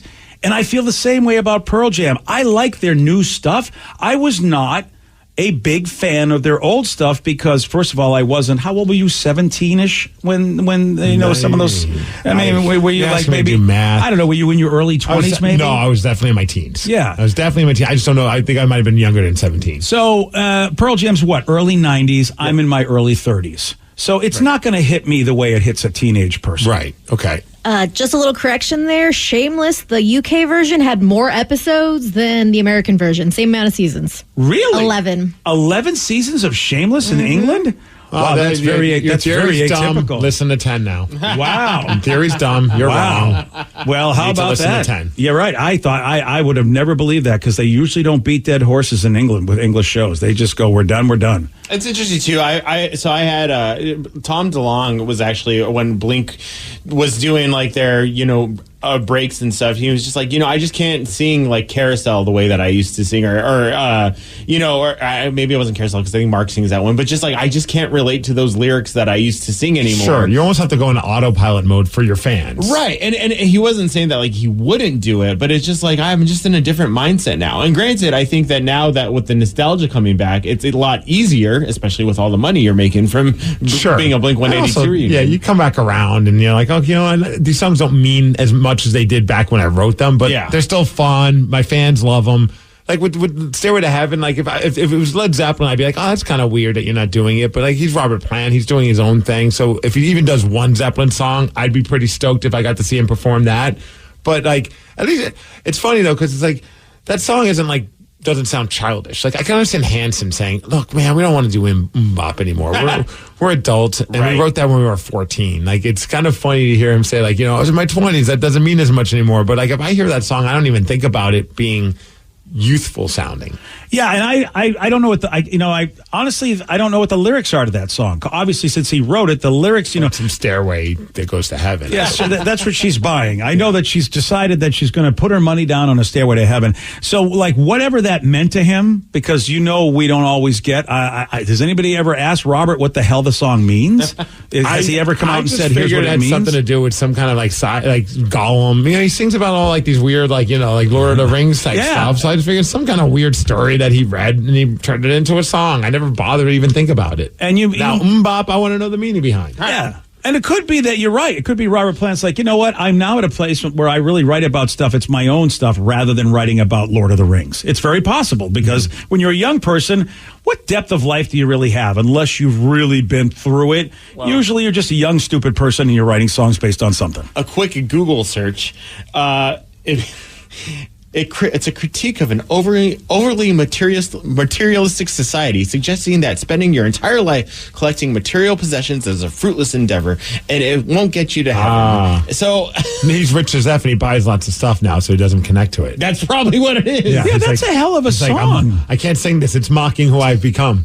That is fascinating because you're right, Steve. He talks about he makes it sound like I was a juvenile thinking person, and yet that song is a pretty advanced thinking kind of tune. Dude, that's why it blew my mind when I saw the music video for some of those old Pink Floyd songs from Dark Side of the Moon, and seeing how young those guys were, and I'm like, these young dudes wrote these timeless classics. I'm not a huge Pink Floyd fan, but I mean, those songs are still like they're incredible. They're even today just the way that they wrote the songs and the instrument, the way they play their instruments and the production of it, it's just on another level. And it's like they were in their 20s and they did this. That's insane. England is a much older country than us, and there's a lot more. I mean, there's an argument to be said that there's a lot more sophistication that they're exposed to than Americans. Let's think of an American band that was that young. Do we think lyrically there's been an American band that young that had such deep lyrics and deep meanings, like you said, like what Floyd did, like what Zeppelin did? Am I just looking through British colored glasses, or is there? Like, I think of Aerosmith, and I'm thinking lyrically, did they do anything that was as cool as Stairway to Heaven? Not that they didn't make some good music, but lyrically, dude looks like a lady. Yeah, there's that. I mean, I feel like I'm trying to think of all the early, like maybe Dream On. And he wrote that when he was like 17. Yeah, I don't know the lyrics of Dream On. Maybe we can find that. That's because that's the one song I think of. That might be a deeper song than I'm giving it credit for. But I can't remember the lyrics to Dream On. Yeah, I mean, does it sound like he's saying something cool? Yeah, I mean, it does. I'm not I'm going to read the whole thing right now on the radio. But I want to give credit to our young people too. It's a well-written song. I mean, absolutely. Yeah. Okay. So I maybe I'm being a little unfair. Just basically you and your obsession with the Brits. Man. Well, I mean, Pink Floyd. Someone said, "Hey, Doctor Who's British," and that show's never gone away. Well, actually, it did for a while, but yes, it did. But there's a lot of British shows that just they're done. They're done after a few seasons. They will not keep them going. I had no idea Shameless went on that long. Damn, I might have to give that a watch. I did. I had no idea. So think about that powerful song by Kip Winger singing 17. Yeah. Yeah, that was a powerful, we are going to get arrested if we continue to sing that song. Even when I was a kid hearing it for the first time, I was like, I'm getting kind of creeped out hearing it. Just the line, Daddy says she's too young, but she's old enough for me. And I'm like, man, you could have probably come up with a better lyric right there. But well, let's not forget Ringo Starr, who he somehow skates away with "You're 16, you're beautiful, and you're mine." Oh, I know. Do a lot of those. Like even Kiss had Christine 16. Yes. And it was all about how they wanted this girl who was 16. But I will say our society really didn't view 16 the way we do now. Well, and also Christine 33 doesn't rhyme as well. I mean, they have to change your name, right? Yeah. So I mean, you got to come a little slack. It's creepy, but it was for the rhyme, man. Yeah, I did do the rhyme. What are you going to do? Christine is 16. You got to get it done. Yeah, you make fun of that. I actually wonder how many songs that wasn't the original lyric, but it's like, man, that doesn't rhyme. You got to make something fit, guys. Well, on the Kiss stuff, but I mean, but the song Beth, the song is not about a woman named Beth, but it just sounded better than the actual woman's name. Yeah. I can't remember. It was like Janet or something like that. And they're like, it doesn't work as well. We need one syllable, guys. We don't need two. Right. It was kind of crazy. And look, as much as you might want to call this sick, you have to remember a culture in this country. When does a woman become a woman in this country? It's the Sweet 16 party. I mean, that's when and the only reason I know this is because I just watched Adam Sandler's movie, and they talk about all of the different cultures when when a girl becomes a woman, and that's what this movie is about. And they did mention the American culture of the Sweet 16 party. And I don't know what happened to our society where we've said, no, that's not when basically a child becomes an adult. It's not 16 anymore, but it used to be. So when they were writing those songs, I mean, can we rhyme with 18, Christine 18? Does that work? I mean, when do you go, okay, this person's old enough that I cannot be a creeper? Christine, 33. Yeah, 33. Really? 33? You're going to skip all the 20s, huh? You know, the girl's partying too much. You don't want to hang out with you her don't want 30. that. Okay, fair enough. And apparently Beth was originally Beck for Becky. Oh, Becky, I hear. Well, you could say Beck. I hear you calling. It doesn't sound as cool. Well, because Beck is just like, oh, you're calling me. I'm a musician. Thanks for calling me, boys. Okay. Beck, I hear you calling, but you're a loser. And I didn't know that it was actually about a different band. It was like he was in a band, and him and the co-writer of the song, it was about one of their old bandmates, this guy Mike Brand, and his wife, whose name was Becky. And they were mocking her. This was a song that Gene was like, whatever, we'll just put it on the B-side. Yeah, and it became the biggest selling, biggest much hit to Gene's chagrin, Yeah. I'm sure. Except that with Gene, you think that was the moment when Gene realized, I don't care, we're making money. I think that had to be that moment. It's like, are we going to get mad about this, or are we going to spend the money that we just made from it? As long as you go to kissonline.com, I don't give a flying fish who wrote the song. And they still perform it. Whoever's dressed up as Peter Criss is going to sing that song. Yeah, that is so true. I mean, it's true. Who's ever behind the kid? He's got makeup on. You don't know who's could there. be Eric Singer. It could be whoever they have. Could be Steve Migs. I mean, that's why I've never been asked to join Kiss. A, the hair, and B, I can't sing Beth. Yeah. I've tried. Those are the two reasons. Yeah. Yesterday, Steve, he did get this one wrong. Same name as a Vegas hotel. What vodka-based cocktail consists of triple sec, cranberry, and lime juice? A Greyhound? No. It's a Bellagio? No. A Venetian? No. Apparently, you don't watch Sex in the City that much. Yeah. Okay, yeah. It's a cosmopolitan. Come on, man. Jeez. You want a shot at beating Steve? You got it. 206-803-ROCK. We're going to play Beat Migs. Do that at 8:47 on The Rock. Today's podcast was brought to you by Travis Gagne, bankruptcy attorney. He's here right now and has agreed to answer more of your questions about bankruptcy. How do I figure out who my creditors are? People a lot of times have had a long time of not having good credit and having collections, and so they're concerned that you may be concerned that you won't be able to find all your creditors if you file bankruptcy. How will I know which collection agency has my credit card bill from 10 years ago now? And that's something that's hard to keep track of because credit collection agencies transfer your debts all over the place. But we will pull all your credit bureaus, and by getting all three of your credit bureaus, we'll be able to tell who has your credit and debt now, which collection agencies have had it in the past, and we'll make sure that we file all your creditors when we file your bankruptcy so that nothing slips through the cracks. Thanks, Travis. If you have more questions about bankruptcy, you can reach out to Travis anytime at choosetherightchapter.com. That's choosetherightchapter.com. Thanks for listening. At Casper, we love sleep as much as you do. That's why we're bringing back the very first bed-in-a-box millions love at a price everyone will love. Meet the Casper, a mattress so comfortable it could only have one name. Enjoy 4 layers of cozy support for just $9.95. Plus, get AirScape technology to help you wake up refreshed. Get your best rest at our best price with the new Casper mattress. Shop online or visit a Casper sleep shop near you today. Casper, for the love of sleep. Exclusions apply. See casper.com/promo. Dealing with an accident and injury claim can be overwhelming. Let Phillips Law Firm fight for you. We understand the pain and suffering, and we're here to guide you through. Call 1-800-JUSTICE today for a free case review, or visit justiceforyou.com and let Phillips Law Firm help you on the road to recovery.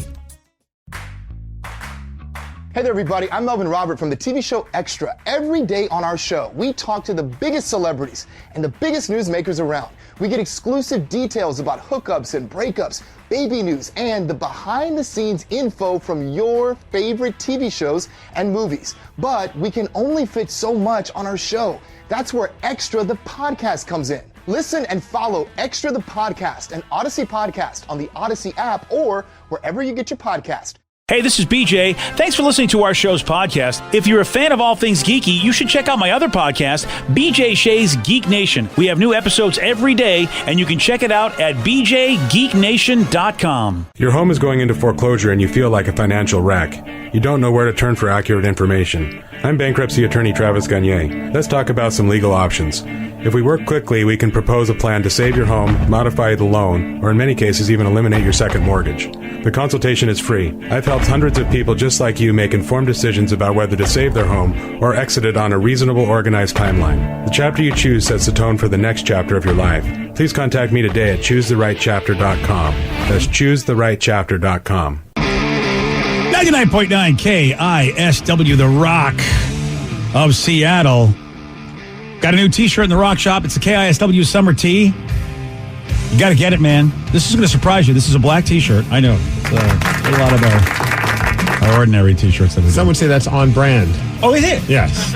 But the logo is pretty cool. Lots of colors in the logo. You got some cool, like it looks like a little Seattle scene. You got the blue. You got the maroon. You got the orange. You got the yellow. You got the, is that an eggshell? What is that? I don't know what that is. But I mean, so there's, I mean, it's not just black in there, baby.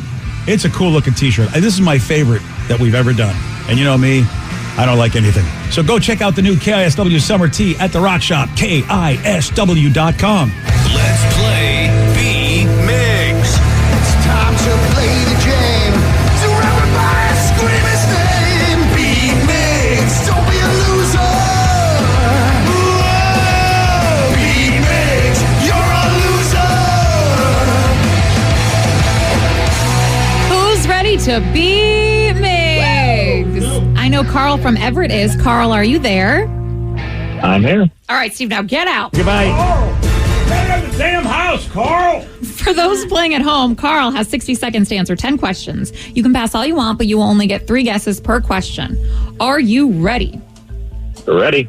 Finish the famous slogan, there are some things money can't buy. For everything else, there's what? Pass. Oh. What federal holiday always lands on the first Monday in September? Labor Day. Yes. In 2021, what 90-year-old actor became the oldest person to fly into space? William Shatner. Yes. What is the name of Taylor Swift's 2023 concert tour? Heroes. Yes. Nice. In 1953, General Foods debuted its line of what breaded seafood item? Fish. No. Carl. Pride Rock is from what Disney movie? Lion King. Yes. Nice. What disease do you have if you have an immune reaction to gluten? Pass. What state is often called the land of 10,000 lakes? Minnesota. Yes. The first modern comic book was released in what decade? 30s. Yes. Nice. How many quarters make up $11? 44. Yes. Hey, Carl. And with that, you get 7 correct. Carl was very much like AI on that. Maybe he was, and maybe 8. I don't know. I'll need y'all's opinion afterwards. I think you might have gotten 1 more, but we'll see. We'll see what the judges say. Yeah, well, if Steve loses, then I say yes. Hopefully, that's not the decision I'll automatically maker. say yes to this. If Steve loses, then the answer is yes. Steve, are you ready? Finish the famous slogan. There are some things money can't buy. For everything else, there's what? Diamonds? No. Forever. Something you can buy. Everyone else, there's food stamps. No. There's chicken. No. Oh, sure. What federal holiday always lands on the first Monday in September? Labor Day. Yes. Yay. In 2021, what 90-year-old actor became the oldest person to fly into space? Oh, that's William Shatner. Yes. What is the name of Taylor Swift's 2023 concert tour? The Eras Tour. Yes. Eras. In 1953, General Foods debuted its line of what breaded seafood item? Halibut? No. What was the question? In 1953, General Foods debuted its line of what breaded seafood item? Fish sticks. Yes. Nice. Pride Rock is from what Disney movie? I'm going to go with Lion King. Yes. Ooh, What disease good do you job. have if you have an immune reaction to gluten? You're gluten intolerant. No. Gluttonous. No. You're boy. Gluty McGluterson. No. What state is often called the land of 10,000 lakes? Oh, she's so loose. Minnesota. Yes. He's done, though. He's way done. With that, though, you get 6 correct, which still is a loss, 7-6. Nice work, Carl. Damn it. See, AI Carl did a great job. He did. Appreciate it, buddy. Thank you. And because of that, oh, hey, Steve, you know what? You get this, sir. Yeah, baby. Didn't matter that you screwed Carl out of one, maybe. Well, I still don't know. I don't know what you're talking about, but I just thought I'd ridicule you. Are you saying this instead of fish as opposed to fish stick? Yes. Yeah. I think that you said it was a product and it was literally fish sticks. Yeah. I think you're right. I think you're right. Really? Yeah, fish is because there's all sorts of there's cod, there's all sorts of things, but fish sticks is a specific thing. Yes, Well, I would say there's like fish fillets, there's breaded fish, you know. Yeah. Yeah, and then Steve said halibut, and I was like, well, I mean, that's a fish too, but you eventually said fish sticks. Yeah. You know what I want to know is this. Once you said the question, I'm like, I get where you're going with this. I do want to know this. We call chicken fingers, because they look like what they are, the long batter. We call them chicken fingers, but we don't call them fish fingers, though they do in England. In England, they do call fish sticks fish fingers. So why don't we call them fish fingers if we call them chicken fingers? You call them Well, why don't they call it fish sticks there? Why do you have to be on the side of England all the time? Well, we already call them chicken fingers. Otherwise, I should we call them chicken them sticks. You know what? You so do not. You are a chicken rhymes with sticks. I'll tell you that right now. Space right now. Yeah. What about chicken fries? Ooh, chicken fries are See, chicken fries is a thing that Burger King made up that is tasty, but I'm still not buying it. The name, but I will buy the product. Honestly, though, I don't remember any time in any recent memory where anyone I know has had chicken fingers. People having chicken tenders, chicken nuggets, chicken fries. Have you never been to a Chinese restaurant? They're always called chicken fingers, aren't they? No. No? Well, I mean, I don't know. I've been in Chinese food restaurants. Nobody's ordering chicken fingers. Oh, my God. They're so delicious. How would you not order chicken fingers from a Chinese restaurant? It's like delicious. I feel like we've just changed the way that we talk about chicken in those strippy ways. Like it's either strips, nuggets, or fries. Go to a poo-poo platter. Any place has got a poo-poo platter, Vicky. What do they call them? You know, I know you're right. Every other place does call them chicken strips, Steve. But the Chinese restaurants, they always call them chicken fingers, I thought. But they're the same thing, right? Yes. I mean, for the most part, they're just basically long No, they're strips of actual fingers from a Listen. chicken. I'm just going to put that out. finger. Well, just like fish fingers are. And not the animal chicken. It's just like someone who was really scared, but they killed that person. And just so you know, fish sticks are not that part of the fish. Okay, it's just don't even think that either. Because I mean, sometimes you wondered about that as a child. Like, what am I eating here? Listen, born and raised a vegetarian, y'all eat some weird stuff. So I question everything. Oh, you plant-based weirdo. Get out. That's right. Says the girl who would eat a human given the chance. That's different, Vicky. Okay. That's just an experiment. Okay. That's not a lifestyle. Yeah, okay, Misty, thank you. You can take a walk, you yellow jacket whack job. Hey, got to do what you got to do. Jesus. Okay, I'm very disappointed. You The gluten and one. Carl didn't. Oh, okay. You guys didn't get 2 that I felt like for sure you both would get. What disease do you have if you give an immune reaction to gluten? Celiac. Yes. Yes, Danny knows. And there are some things money can't buy. For everything else, there's Zales. No. MasterCard? MasterCard. Come on, Steve. Come on. I don't know. I'm on the diamond kick. You really are. Yeah. For everything else, there's diamonds.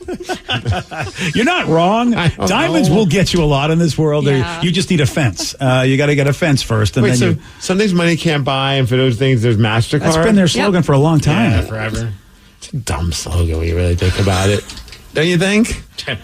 Some things money can't buy It's a credit card. because they don't take cash. Places don't take cash, so everything else is I just don't MasterCard. like it. Yeah.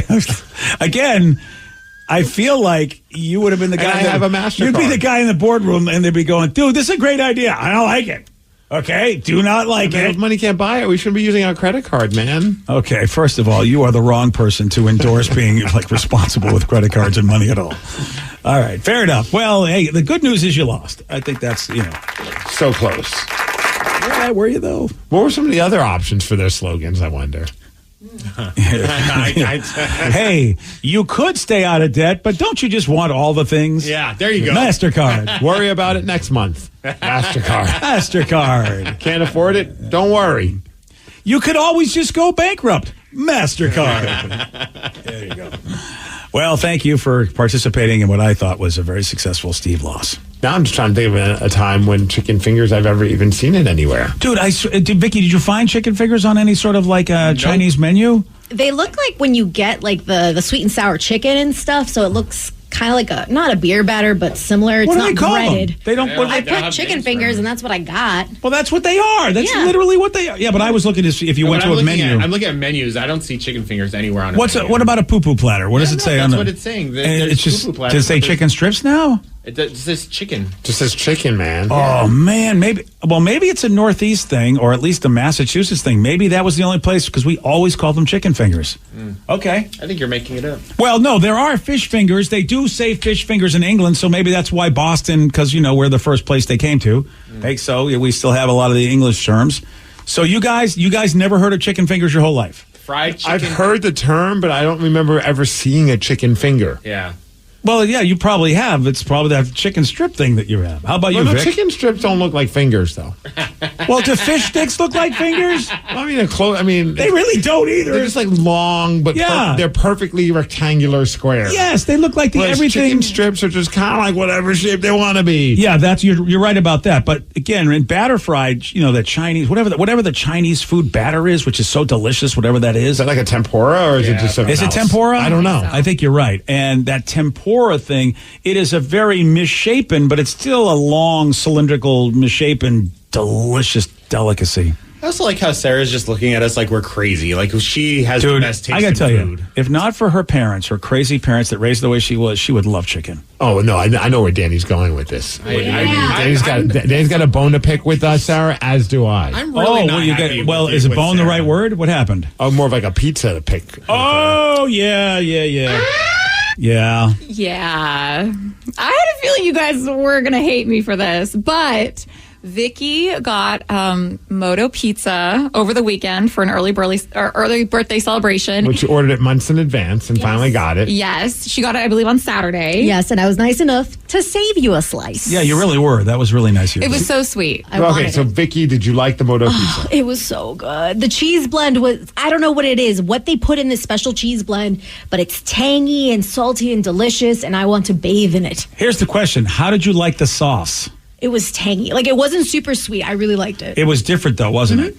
And that's the problem Sarah had. The sauce, because there's a lot. The way they make, a Detroit-style pizza, they put the sauce on top rather than the sauce on the bottom, and then everything else on top of the sauce. So Sarah, you did not like it then, I guess. So Vicky gave me a slice yesterday. So I will say it was a few days old, right? So it was in the fridge for a while. And you left it in a car for 2 hours. I left in the car for a little bit. And, I'd still eat it. I'm not for saying sure. you wouldn't. However, let me point out Joe's car. We walk up to Joe's car and Sarah's like, "Oh my God, Joe, what is going on with your car? It's the dirtiest thing that hasn't been probably cleaned in probably 17 years. Dude, it's so sticky. We sit down inside. We have to move stuff aside. That's not how you want to describe somebody's car. I know. Sticky. There's an air freshener smell that he apparently just got it cleaned. That's what his excuse was. And I'm like, it's permeating with like air freshener smell. Sarah leaves the pizza in the box in his car for 3 hours while we were at Costco yesterday. No, that's not good. Okay. Well, okay. But I mean, of course, I'm still going to have it. I'm not saying you shouldn't, but I'm saying it's tainted. So that was that special flavor of the Moto Pizza, because I had a bite and I was like, it tastes like pine. I think I get hints of pine and maybe some needles. And has a bit of a Joe aftertaste. Well, how did you cook it?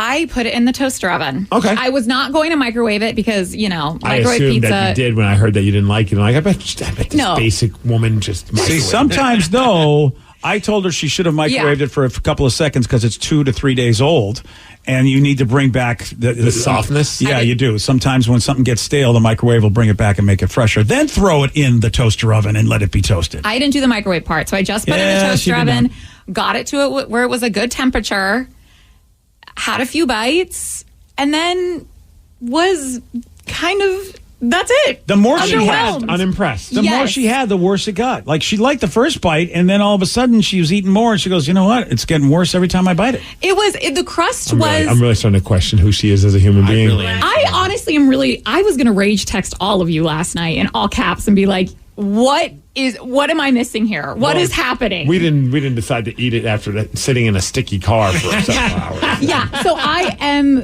more than willing to try it when it's fresh out the oven. I think would be helpful. But, I just think there's something in the tomato sauce that was not working with my taste buds. So I don't even think, even when it's fresh, I'm going to maybe the cheese pizza wasn't the way to go. Exactly. Yeah, maybe. But even if the veggie pizza has the sauce on it, I'm still probably gonna think it's kind of an interesting flavor. It's more balanced, though. I will say, because Lily loves cheese pizza, and we got her a Moto cheese pizza, and she was kind of on the wall like you were.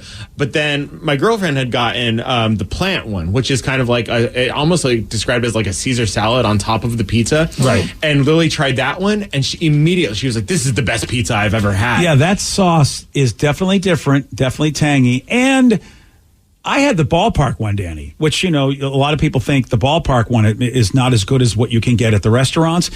And so it being as old as it was and then letting it sit in the car, I don't think it was a fair representation of what that I had the cheese one. And I did the plant-based version, so maybe the cheese was different. Obviously, the cheese was different. If that was my first, made it better tasting. I don't know. If that was my first bite, I had the bite yesterday, and I was like, "Wow, this is not as good as the one that I had at the ballpark." But then again, everything it went through, now I understand. What I'm going to say is, I just blame Vicky for all of this. She's the one that had to bring her the 3-day-old pizza. I took one slice of my delicious pie and brought it for Sarah because she didn't get to have any. And I could have eaten that. Listen, Vicky, I'm not blaming you. That was really kind, because you know what? Very nice. Shut up. The two people in this room didn't do that, Vicky. So listen, I mean, I'm just saying that Sarah, if she had not put it in the car of death, and had she if she put it in the microwave like I told her for 12 seconds, then put it in the toaster oven. I was having mine days after because I got extras. Yeah. That one time when I originally How'd you do got it? Did you heat it up? I put it in the air fryer. Yeah. And it was amazing. Well, there you go. It was just as good 3 days later. Yeah, but did you leave it in the car? I didn't leave it in a sticky car. You have to you need that sticky car. The car that I left it in was not sticky. That's the problem. But I'm just going to say, I have had old pizza. I have had pizza that's been left out for a few days, and I just, put it in the toaster oven, and it's amazing. Not sure this is the pizza for that. So I think. Also, maybe she's just not a fan of that pizza. Now everyone's going to like it. Wait, you. What? There's a chance that it can't be. It can't be universally loved by everyone. It has to be, Steve. She could be one of the weirdos. I mean, somebody that doesn't think it's good. I just feel like in this country we need to unite on something, and if it can't be Moto Pizza, maybe you need to move to another country. And pizza is always good. So it was. And we hyped the F out of this thing. Y'all did. And maybe I'm realizing, I'm more of a New York style pizza girl rather than a Detroit. It is. I'd much rather have a thinner crust. And it is possible. Pizza you pick it up and it just flops, and all the cheese kind of melts off it. That's my style of pizza. You like it messy and floppy. Yeah, always. And look, a sauce, the flavor of a sauce means something. And it is a different sauce. No doubt about it, Moto Pizza sauce is different than other pizza sauce. Yeah. That I will give. But I think it's a wonderful sauce. No shade, but I'm not going to wait months to get it. No shade, you will if I want it.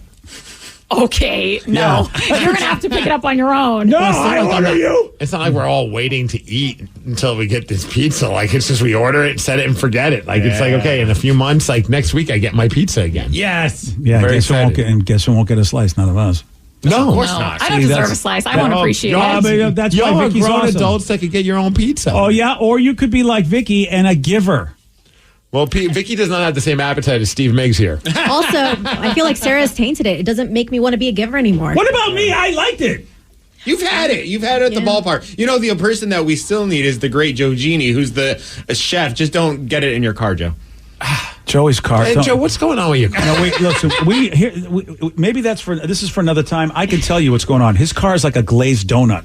It's so bad. That's how bad it is. So how, though? I'll tell you how. What's he doing I'll tell you what he's doing. It's called nothing. But I've been guilty of being kind of slob in my car. No, dude. And it's still not sticky. Not to this level. What are you spraying in there? Are you drinking No, this is the outside. Are you a juggalo and you're spraying your Faygo inside? Okay, can you do me a favor and not make that motion? Because what's on his car? Dude, he parks in an area that for some reason the trees are just going at it. They're having a blast. Okay. And they coat his car with a glaze. It's like a Krispy Kreme machine.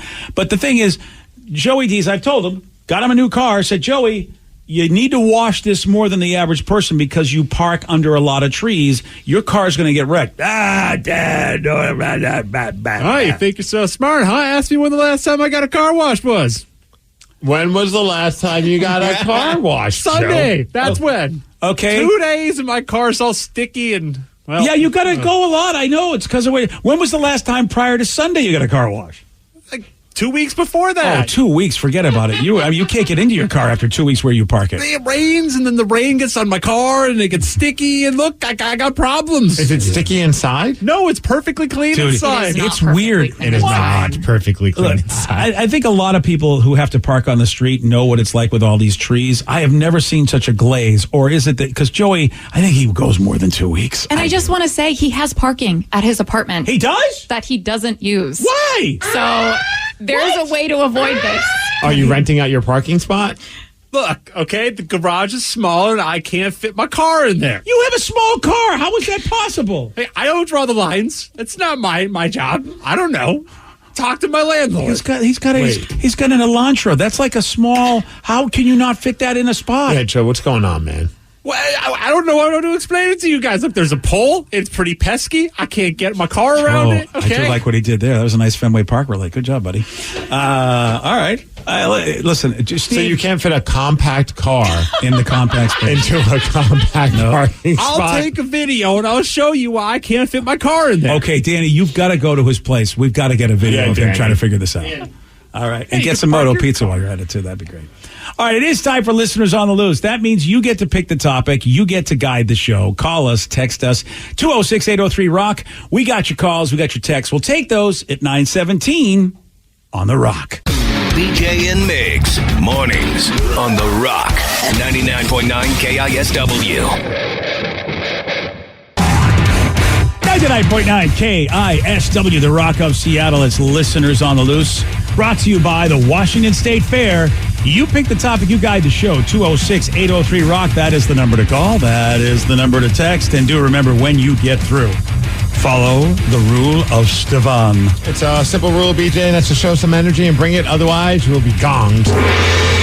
And we'll then say goodbye to you. Goodbye, old friend. 206-803-ROCK, the number to call, the number to text. Let's go to, our buddy from Live Day, Micah DeBeast, the ukulele player. Hell yeah. What's up, Micah?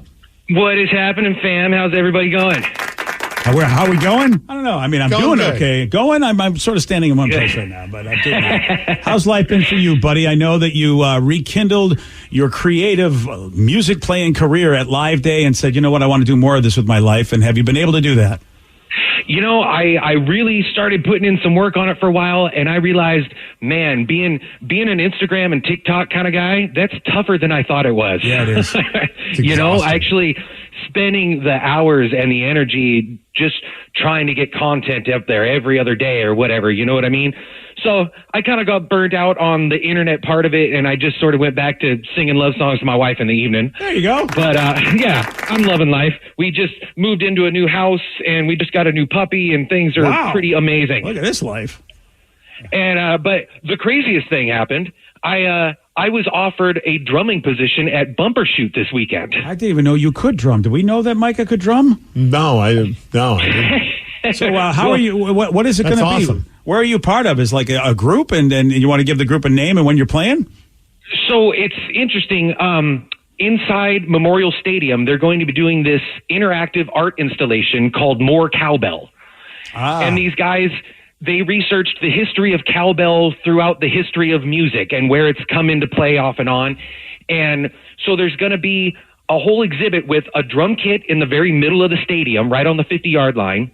And then there's going to be cowbells hanging from overhead all around. That's amazing. And so throughout the day, there's going to be different drummers taking, like hour-long sets on the drum kit. And then the public is invited to join in with the drummer via all the cowbells hanging from the ceiling. So it's going to be an interesting situation. I don't know exactly what to expect from it, but I know it's going to be fun. So sometimes Sunday afternoon or evening, I get to spend an hour on the drum kit in the middle of Memorial Stadium at Bumper Shoot. Oh, and that's just awesome. One of the cooler things that's happened to me. At least the coolest thing since Live Day. That's awesome, man. Well, congratulations, man. Maybe I'll see you there. Yeah. I'm going to be at Bumper Shoot this weekend as Look well. at this. Steve's going to be. Nice. Are you wrestling at Bumper Shoot? I'm wrestling at Bumper Shoot. This is like I think I might be the first person to ever play drums at Bumper Shoot. Many, many, many years ago, I put on my Instagram story. I found a video clip of my old band Peter Parker playing at Bumper Shoot. Nice. And now I'm going to get to wrestle at Bumbershoot, which is, I say I'm probably the first because I think it's the first time they're going to have wrestling at Bumbershoot. Yeah, I don't think anyone can make that claim. Yeah, so I got that at least. And if you were curious, if you're going to Bumbershoot, they're going to be doing a couple of shows both Saturday and Sunday at like 4:30 and then another one at 8 o'clock p.m.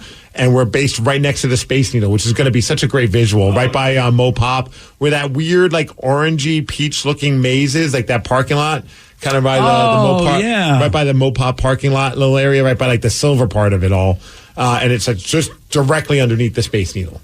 Yeah, that's so for the pictures alone, it's gonna be awesome, and it's put on by SOS Pro Wrestling, so it's gonna be a blast. Not only are we gonna have actual like our characters, but then there's also gonna be a cosplay version of wrestling. So each of us are gonna be one of the guys is gonna be like Jimi Hendrix is wrestling Macklemore, not the real Jimi Hendrix, but the real Macklemore. Cosplay wrestling. So I'm going to be Matt Hasselbeck in one of these situations. Oh, that's right. That's perfect. And I'm wrestling Russell Wilson. That is totally perfect. Yes. And is it going to be Russell in a Broncos uniform? Of course. Okay, good. So for once, I get to be a good guy. You are a good guy, yeah. Unless you're a Broncos fan, then I'm still a bad guy. Do we care about Broncos fans? If they're not named Caesar, no.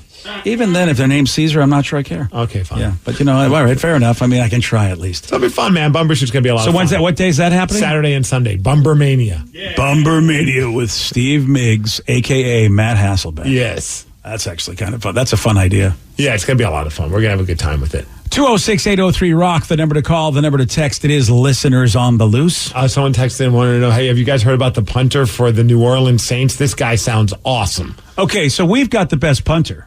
But we don't have the best story. And we did because I think Michael Dixon was like a rugby player guy. Right. And then became a punter and has been like an incredible punter for the Seattle Seahawks. Yes. The story about this dude for the Saints, he's 30 years old. He's a rookie. 30-year-old rookie, okay. He's a former tattoo artist. And also, like, he was like a scaffolder as well. Like, he had this, like, his backstory is kind of nuts. His name is Lou Headley. Owned a tattoo shop in Indonesia. He was also a scaffolder. And then he decided, you know what? I want to be a punter. And he went and pursued his dream at City College in San Francisco, then got on to the University of Miami as their punter. Again, now he's 30, and he's now the punter for the New Orleans Saints. He just made the team. So he was able to basically learn it, train it, and obviously had some talent. He must have had some talent to be able to figure it out. I guess. Or maybe he was like a soccer player before. And so who knows what the story is with that. But the best part, and I know you're going to love this, BJ, when you played for the University of Miami, he wore number 94 in honor of his favorite person. A man who wore number 94 for the University of Miami, The Rock. Oh, nice.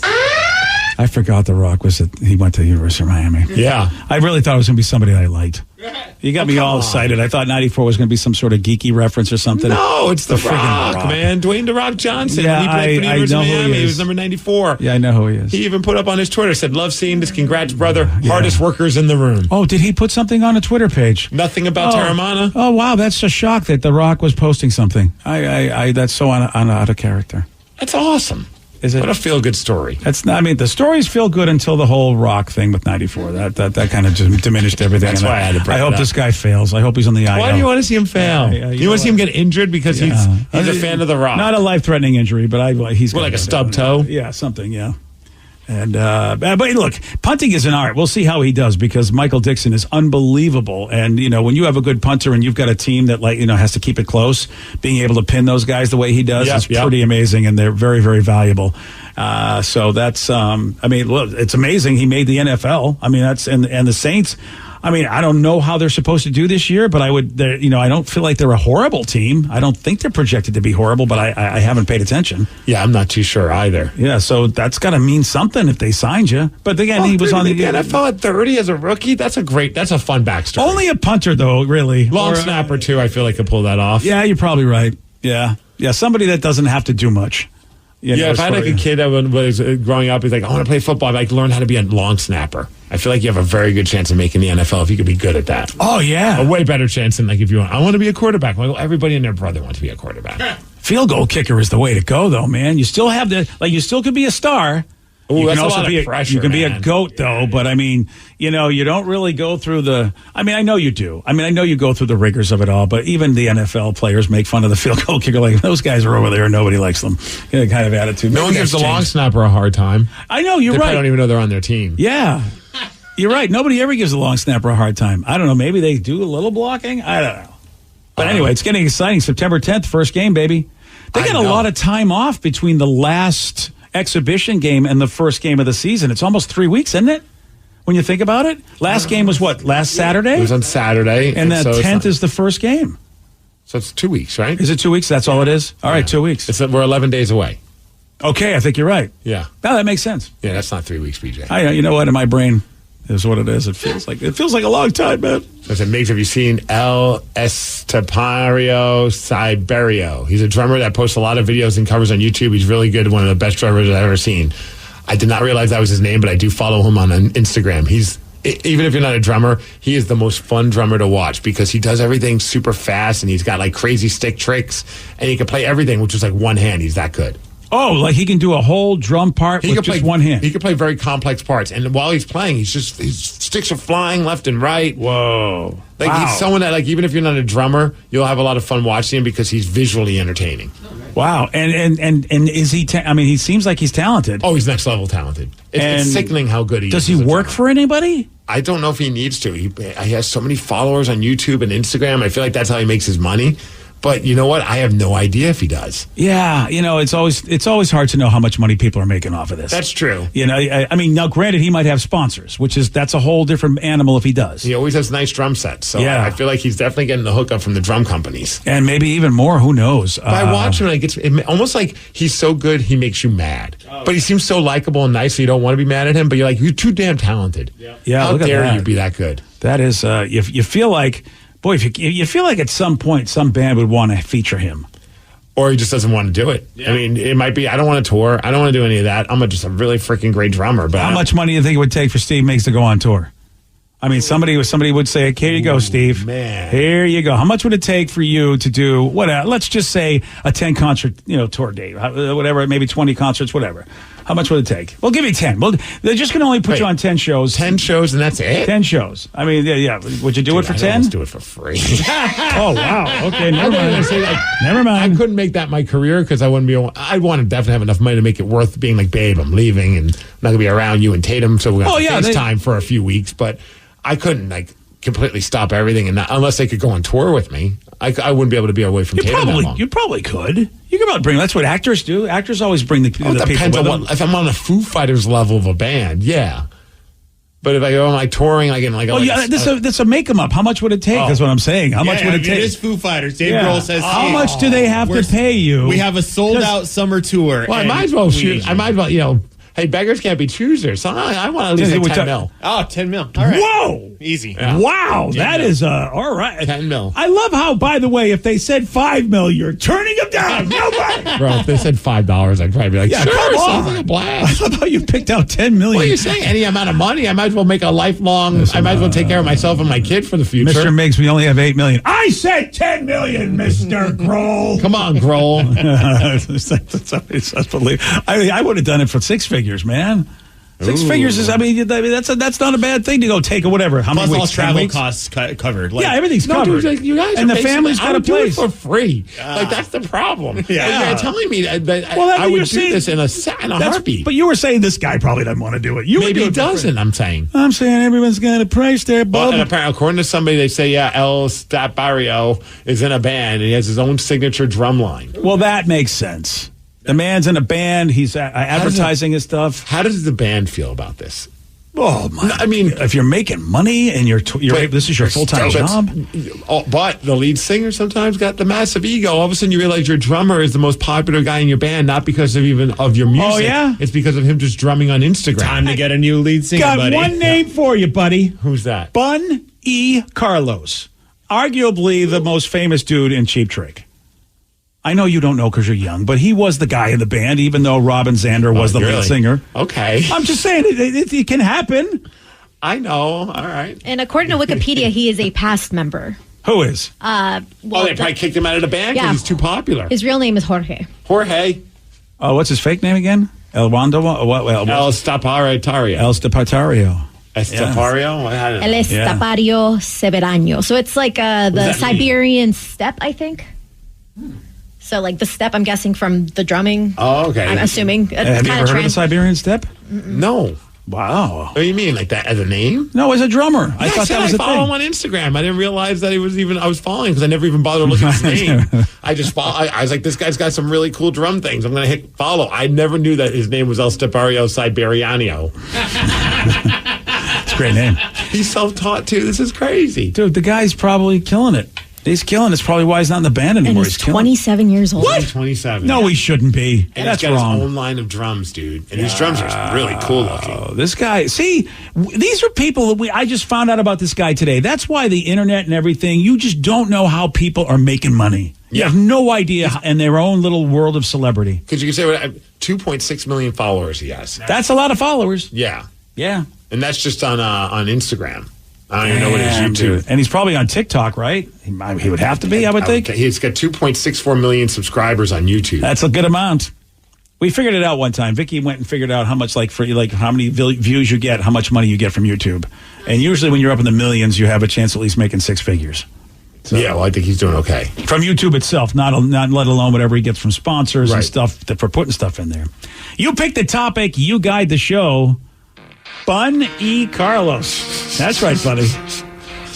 Yeah, you pull that name out of a hat. You didn't expect that to come down. It's Listeners on the Loose. Call us, text us, 206-803-ROCK. Your calls, your texts. We'll take more at 9:36 on The Rock. BJ and Migs, mornings on The Rock, 99.9 KISW. 99.9 KISW, The Rock of Seattle. It's Listeners on the Loose, 206-803-ROCK, the number to call, the number to text. Ethan, listening on the Odyssey app, AUDACY. You're in Montana and you're on The Rock. Hey, what's up, guys? What you got for us, buddy? So, I was listening earlier, you guys were talking about the interview with Robert Plant about, not resonating with the Stairway to Heaven Hey, lyrics anymore. Ethan, is there any way at all you can get on a regular phone and not sound like you're talking from basically a tunnel? Any way at all? Oh, yeah. Here, let me hit you. Yeah, that would be so wonderful. You know what? The phone screener is probably going to be replaced after this show, just so you know. Wow, that's your daughter that's doing it right now. Yeah, I know. You know something? This sounds so whole lot down a hill? Ethan, literally, all you got to do is get on the friggin' phone like a human being. Is that a possibility? I'm just asking for it. There he is. There's our friend Ethan. I knew he could do it. I'm sorry, I was screening the call because that's what the screener's supposed to do. They're supposed to go, hey, get up, you're stupid. Okay. Hey, welcome to the show, Ethan. What do you got for us? So I was listening earlier, and you guys were talking about that interview with Robert Plant, how he doesn't resonate with the lyrics of Stairway to Heaven anymore. Yeah. And you guys were talking about bands that are writing these really heavy songs in their early years. Pink Floyd, Dark Side of the Moon, stuff like that. Yeah, really meaningful, impactful, and also just amazing songs that would last the test of time. Yes, we were doing that. Yeah, so there was a band I saw last September. They opened for Sabaton, Epica. They're a Dutch symphonic death metal band. They've been around since 2003. Their lead singer started when she was 17. But their first album, the Phantom Agony, has just these super deep topics that still they still resonate so well today. A lot of it's the dangers of organized religion, stuff like that, just stuff that, still has a lasting effect even to this day. And all their albums after that still just, they released one in 2016, The Holographic Principle, has what the future with technology looks like, what the dangers of that can be. Ethan, you are deep on this band. And now, Steve, you know more about me. Have you ever heard of this band? No, I haven't heard them. Vicky, how about you? It sounds like it would be up your alley, actually, Vicky. It's just funny that at such a young age they're writing such heavy, powerful stuff. I think about if I was 17 and I was fronting a band and writing lyrics for a band, they would just be about there's that girl on the bus and she doesn't want to talk to me. I wish she would talk to me. My lyrics would be so stupid. But let me ask you this though. You were impacted by the Seattle sound. Yeah. And there definitely was a tone, it reached somewhere in you that I think where you were miserable and they gave a voice to that misery. I feel like that's what the Seattle sound did. Because with Kurt and those guys, do you have a way to be able to say, what was it about those bands that you were like, this is hitting me, this is my music? They just sounded, it was just this unpolished, raw sound. They just kicked ass, man. And I dug So that. it wasn't even about the words so much. No, I didn't even know the hell they were singing about, honestly. They just sounded cool. And they looked cool in the videos. They didn't look like they were wearing leather and they didn't have hairspray. They were just wearing flannels and ripped up jeans. I was like, I could dress like that. That makes that, I could look like this guy. I mean, I didn't, but I could look like that guy. You know what I mean? I couldn't look like Poison. My dad would he'd be like, what the hell's going on with this hairspray and this makeup? But you know what I mean? Like, they seem relatable to me, not because of the lyrics, although like as I've gotten older, I'm like, oh man, they were singing some really cool, heavy stuff. But when I was 15, they just sounded cool, man, and they looked awesome. That's the thing where if you are a marketer and you go, okay, how can we have lightning in a bottle? If you were to talk to 15-year-old Steve and try to figure out why the hell he likes that band, you'd probably go, you know what, I hate this kid and we're not going to market anything to him. Because you're right, it was just, hey, he's wearing a flannel shirt, I could buy one of those, and the sound is raw. And you're like, that's it? That's all you'll... Whereas other people might have been going, oh my God, these lyrics and what they're talking about. And I'm sure people my age were also being touched because of the lyrical content, but I know many people my age also that were my buddies, and we were all just like, these guys look cool and they sound cool. Like they would, and then when you saw the interviews, they just seemed like a dude that you would like meet at the grocery store. Like they would work, they were like working checkout. Like they didn't seem larger than life, and in a weird way, like that seemed more relatable to us because we all grew up on metal and we loved those bands, but none of us could relate to those guys. They were just over the top, like full-on LA superstars, and the Seattle sound just looked like the dude that worked at the grocery store down the street. I can't argue with you because when I think about why did I like the bands that I liked in the 80s, why did I like Kraftwerk, why was I all about the Flock of Seagulls, it's because everybody looked like Aerosmith in my high school, and I couldn't look that cool. I went the wrong direction and chose the disco look and was basically an outcast. And then all of a sudden the 80s came, and I'm like, I love the way these guys in Kraftwerk are dressed. I love the bright red shirt with the long thin ties, and like the Romantics used to wear. And so I have to say, the look was really helpful for me to think that this is my music, just the way you thought. I thought I could look like that. I could go buy a shirt and a thin tie and look cool. And that's easy. That's part of why we also like fell in love with a lot of like the thrash metal bands, like because they weren't all lipstick and mascara and makeup and hairspray and spandex. Like I remember Metallica, like the back of their album cover, like I think it was like might have been Cliff Burton had acne, and like they're dorky looking metal fans. Like they look just like us. Like, you know, we were all big metal fans, but we didn't have like teased up hair. We were just looking like these losers, and no disrespect to Metallica, but they kind of reminded me of my friends. Dude, it's so true. Anthrax too, all those bands back then. Like they had that vibe. Like nothing changed from when they were hanging out with their friends during the day to when they ended up on stage. And I'm sure they did. Like, I'm sure they had a certain attire, but they didn't give us that vibe. Yeah, man. I mean, I remember I used to like to wear dorky looking stuff just because I wanted to be different. And when Devo came out with flower pots on their head, I go, this is my band. I love these guys. I wear flower pots too. I love these guys. When they had their Beautiful World video and they all had the hair cut out, the plastic hair pieces that look like John F. Kennedy hairstyles, I was like, I love this band. And I can't tell you why. I mean, sure, the lyrics when you listen to them, but you know, they're not earth shattering or groundbreaking, but it was for similar reasons. I felt like these guys look like how I feel. Dude, at first I remember seeing Soundgarden on MTV, and at first I wasn't like feeling it because Chris Cornell was just too damn pretty. You know what I mean? Like, that'll do it too. But then I saw the rest of the band. I'm like, oh, I can relate to those guys. I'm starting to dig this band now. Like, it was just like, you know, he was shirtless and he had muscles, and you know, he was in good shape, and his hair was awesome. But yeah, that's a good point. It's funny how you like pick and choose because of those things. Whereas like Nirvana, I remember being like, I don't like the shower, and they look like they don't like the shower. Like, this is cool. Record execs going, oh, that's the we secret totally sauce. missed the point. Right. We could have really created so many great bands had we known. Don't shower and just sound raw. Yeah. Get some clothes at a thrift store and just show up on stage like you would if you were working at like the local record store. 206-803-ROCK. It's listeners on the loose. Call us, text us. Austin and Tacoma, you're on the rock, sir. Hello, how you guys doing today? Not too bad, Austin. What you got for us, buddy? Well, I just found out that Red Savine, the Every Rose Has a Thorn song. That song, Poison. Yeah, that's their big ballad, right? Yeah. Exactly, I think. No, it is. But it was about cheating. Wait, Every Rose Has its Thorn? Is it about him cheating on her or him being cheated on? Cheating with somebody's other half. Oh, really? Oh, and so it's a song about like he's trying to get busy with somebody knowing that it's somebody else's person. Yes. Oh, Oh, I did not know that about Every Rose Has Its Thorn. I guess it makes sense. Yeah, there's a part in the song that I hear you found someone new, and that I never meant that much to you.